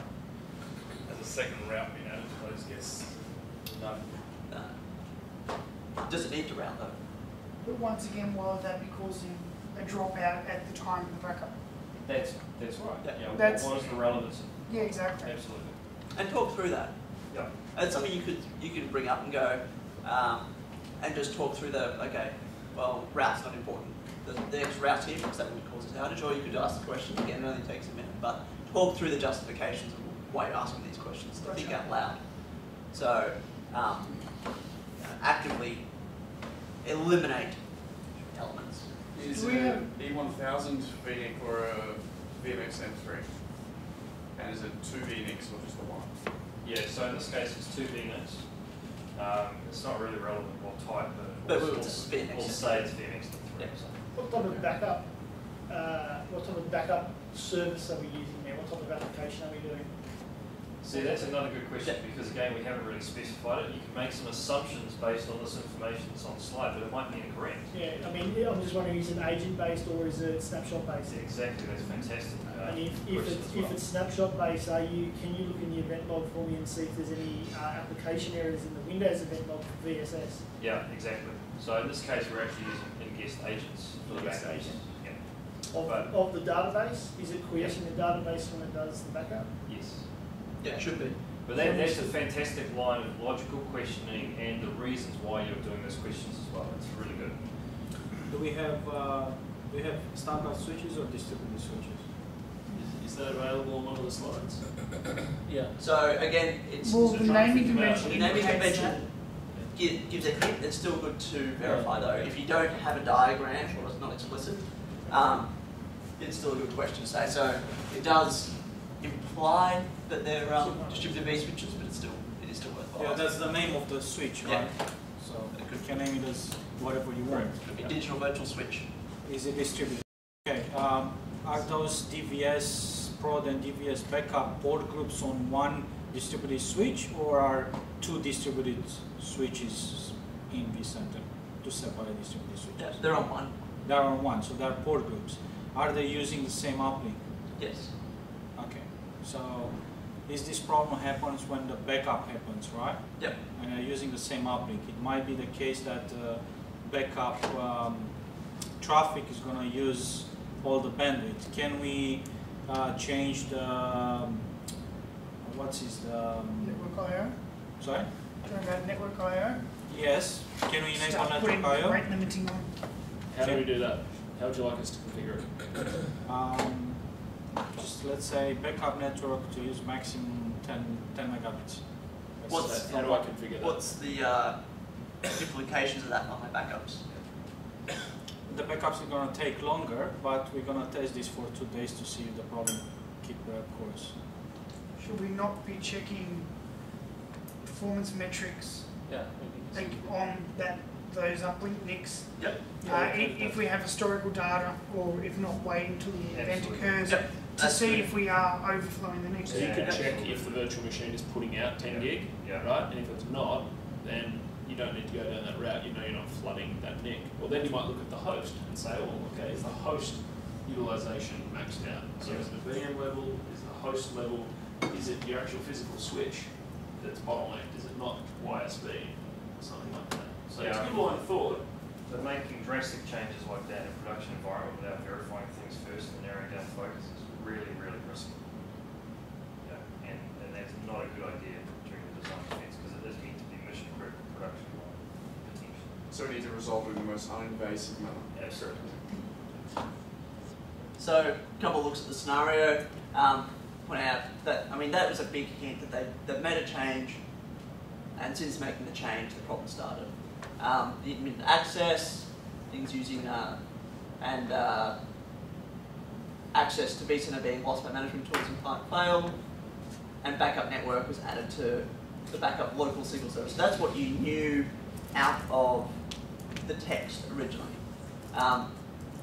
What Michael was talking about before, around ruling out the resource contention, etc., before going into making those changes. So looking at performance data, determining if there is a condition underneath that's available before adding rate limiting. And storage issues we didn't really touch on. The backup might not have been a throughput issue. It might have just been causing contention with storage, which meant the SQL or the vCenter was having I/O problems during the backup. So it might not be a network congestion. It might just be the fact your array is now out of IOPS or something like that. Or a misconfiguration of the switch port, right? Yeah, actually, yeah. You might have whatever an MTU enabled, and that drops the packet Yeah, you in might the have VM side. Yeah. Yeah. So some other questions we didn't really look at is which tools are being used to access vCenter. There could be something else that's accessing vCenter that might be causing problems. What versions of vSphere are in use. So we'll give you the version, well, the version will be mentioned whatever you're defending, so it'll be 5.x if you're defending against 5.x.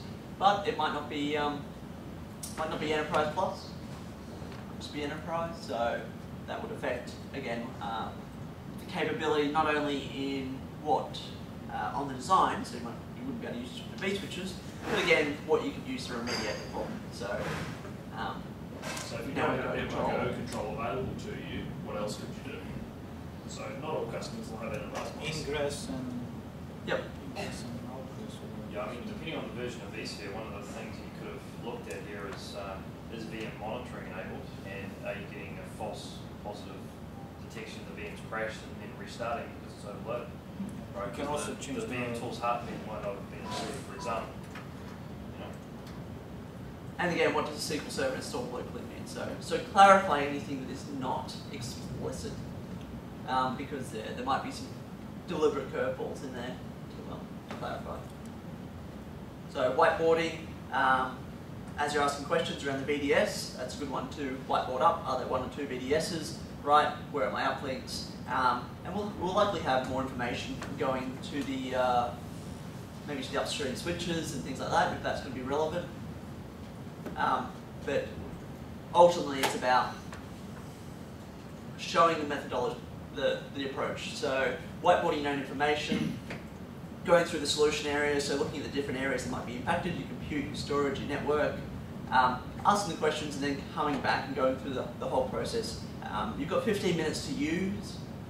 As we went, it's not about getting a solution. If you get a solution in 2 minutes, it does you no good. It's about going through the whole process and demonstrating how you analyze the process, because I know as a consultant I've been dropped on the customer sites with no information. You've got to go in and start pulling out information from them. So this is sort of what we're trying to get out of you is your capability to resolve problems with very little information, and how you go about it, because in the real world you're going to have Google and everything else and a lot more time to go through this. In 15 minutes we want to see how you think, not what you can achieve. If your question for everything is can you Google this for me, that's not going to be a good strategy for success. Yeah, so I think this last slide's really good. So whiteboard the known information. Yeah. So you've got categories you're working through. Like in 15 minutes you can realistically only get to, like you might not answer or solve the problem, but you need to cover all the areas. So if you have 4 or 5 categories and you ask one question, or 3 questions in each of those 5 categories, that's 1 per minute. Yeah. So you see how constrained you are with time. So yeah. It demonstrates your understanding of the of what you've been told. So if you say how many distributed V switches, and then say 2, if you just nod and smile, okay, you haven't demonstrated your ability to consume that information.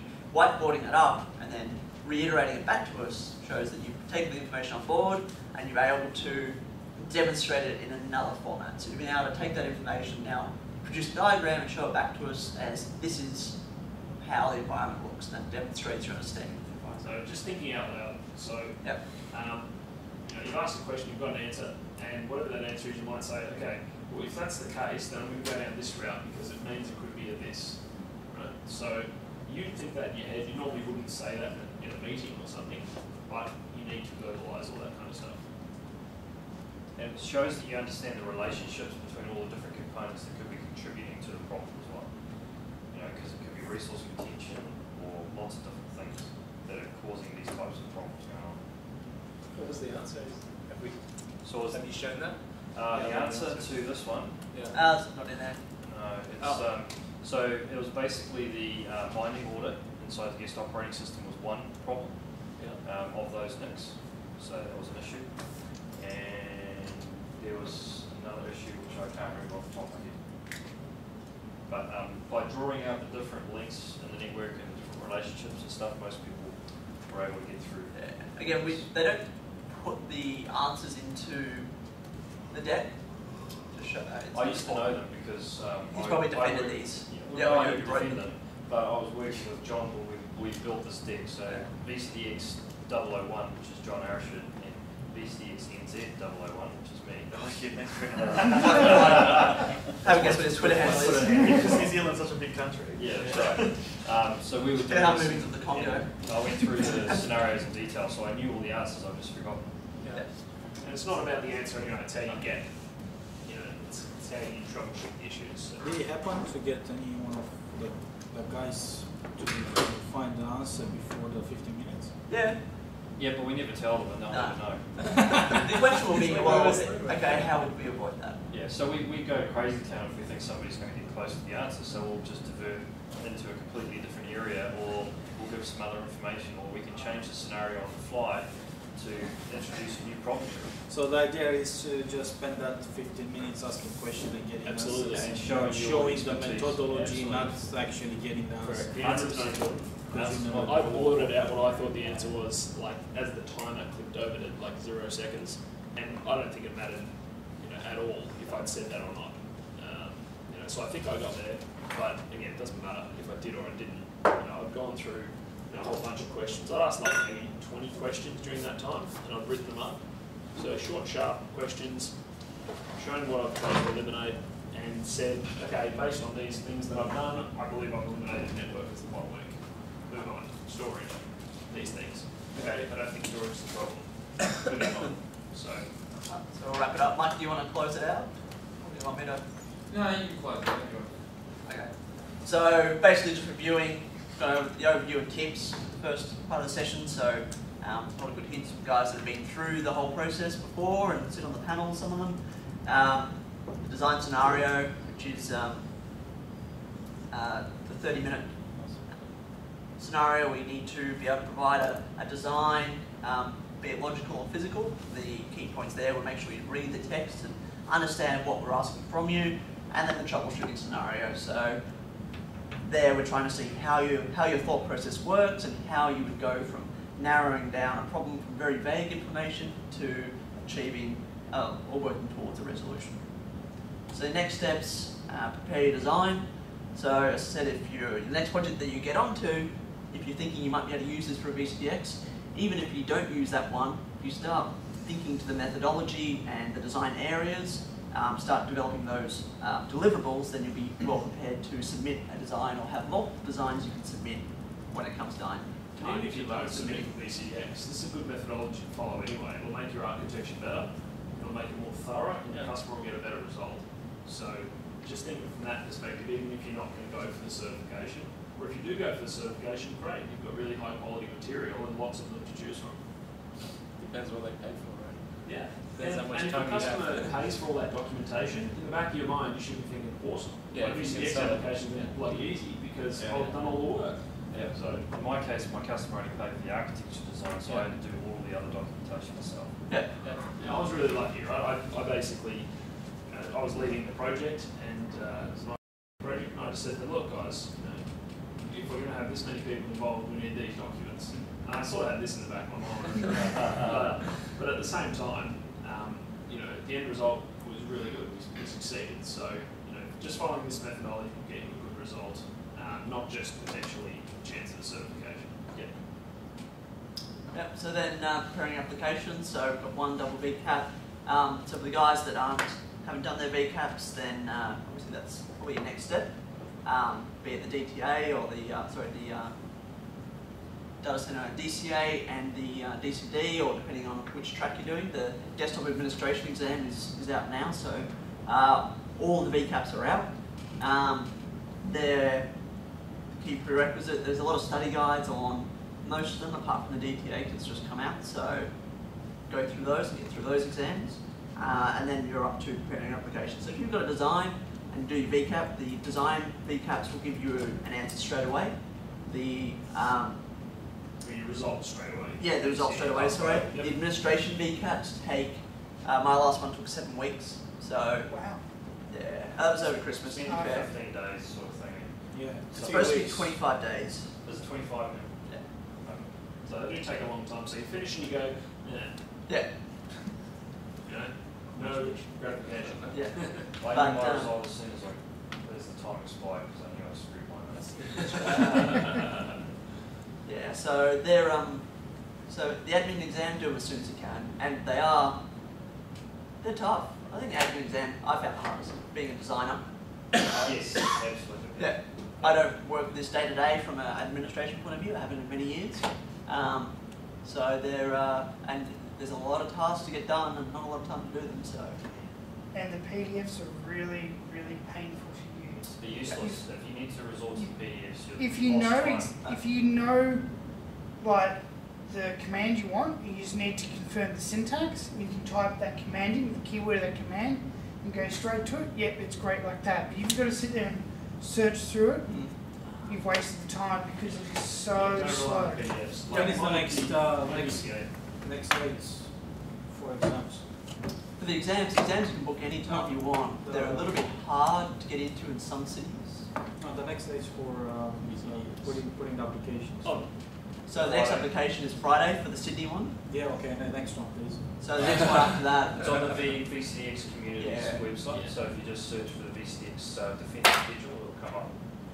So if you just go to communities.vmu.com/VCDX, it'll get you there. They generally close about 2 months before the defence. Yeah. So when you think it takes about, say, 4 to 6 weeks to get your DCA results or your administration results, so you're already looking at the moment. I already have both of them. So you've got both of them your set, but for anyone else at the moment, you're already looking for about 3 months at least lead time. And what I would say about this whole process is don't rush it. Right? I think that if you are able to, really rush it through and do it in a year, for example, you've just sort of cheated yourself out of a really good journey. Even if you got the certification, I did rush mine. I was VCP. I had years of experience, but I was VCP 4. I don't know, it was VCP 5, I didn't know VCP 4. So I did VCP 4, the 2 VCAPs, the design, and the defence, all in 8 months. Now, I would have loved to make that twice or 3 times as long, because throughout that whole process, I learned a hell of a lot. So, yeah, don't rush it. It's not a race. We have VCDX numbers and all, which we make fun of each other if we get a lower number or something, but it really doesn't matter. So, yeah, enjoy that journey, take your time, absorb as much information as possible, and that will make you a better architect and a better chance of success on the first attempt as well. So, if you, for example, pass the VCAPs, there is still, in my opinion, a huge leap between a double VCAP and a VCDX. Don't assume that just as a double VCAP that you're going to pass VCDX. You should continue to develop your knowledge. You've got both your VCAPs, right? So I would say the jump between VCAP and VCDX is like triple the jump between a VCP and a VCAP. Okay? It's a big jump, right? So if anything, I think the VCAPs are a bit easy because if they're a bit harder, then that gap will be smaller. How many VCDXs are there? 125 or something. Yeah. About 125. No, you're into the 200s now, aren't you? VCDXs? I think they're not giving you numbers these days, isn't it? For VCDX numbers. Yeah. You don't get another number if you get another VCDX, like if you get cloud. You get the same VCDX number. I mean, you get a VCAP number as well in the VCP. No, the VCAP number is something. Oh, that's right. They're now to the customer number. Yeah. So we're the 0.001% of VCPs. Yeah. Have VCDX. Yeah. With the less than 0.01%. So Sorry, with the changes in the VCP going to 5.5, are the VCAPs and the VCDX moving that way too? Possibly. Yeah, I mean VCDX is less tied to versions. The version is not really a big deal, to be honest. Like, if you can defend, like, for example, if you defend successfully version 4 design, very, very likely, you're going to be able to defend a version 5 and vice versa. So, these methodologies, a lot of this stuff doesn't change between versions. How you troubleshoot a problem doesn't change because the version's changed. Right? You still go through it, you know, that methodology. So, the VCDX is really done on major releases. So, and to upgrade your VCDX so far, it's just been a case of doing the design exam for the next. So the VCAP design exam for the next version up. So I've got VCDX 4. I got VCDX 4, and then I did my VCDX 5. My VCAP 5 design exam that upgraded my VCDX 5 as well. That too. So like when you're doing like a troubleshooting scenario, will you be asked questions on SSO, for example? It'll be relevant to the VCDX version that you're going for. So if you submit a VCDX 5 design for VCDX 5, then you will, that might be, that's in So scope. it can come. Yep, absolutely. Most, if it's anything in 5.8. most likely I think it's going to be 5.0, because that's the major release version. So what VCDX we have currently that we can go? So we have the data center virtualization. Yep. That's available. Yep, all three cloud and desktop. Desktop's available as well. So desktop and cloud are available. The only thing we don't have yet is for networking virtualization or NSX, and that's going to come at some point. That'll be him. Yeah, that'll be awesome. I'll race you that one. Yeah. I'll get to it already. Yeah. Okay. That's everything. One more thing that I asked before you go, so that we can show VMware that you actually showed up, and so we can keep running these things, is if I could please take a photo. So you don't, I need to get some. I think you need to move. Do you want to get everyone up against the whiteboard or something? Yeah, let's do that. Maybe stand up here. Yeah, come on guys, put your game faces on.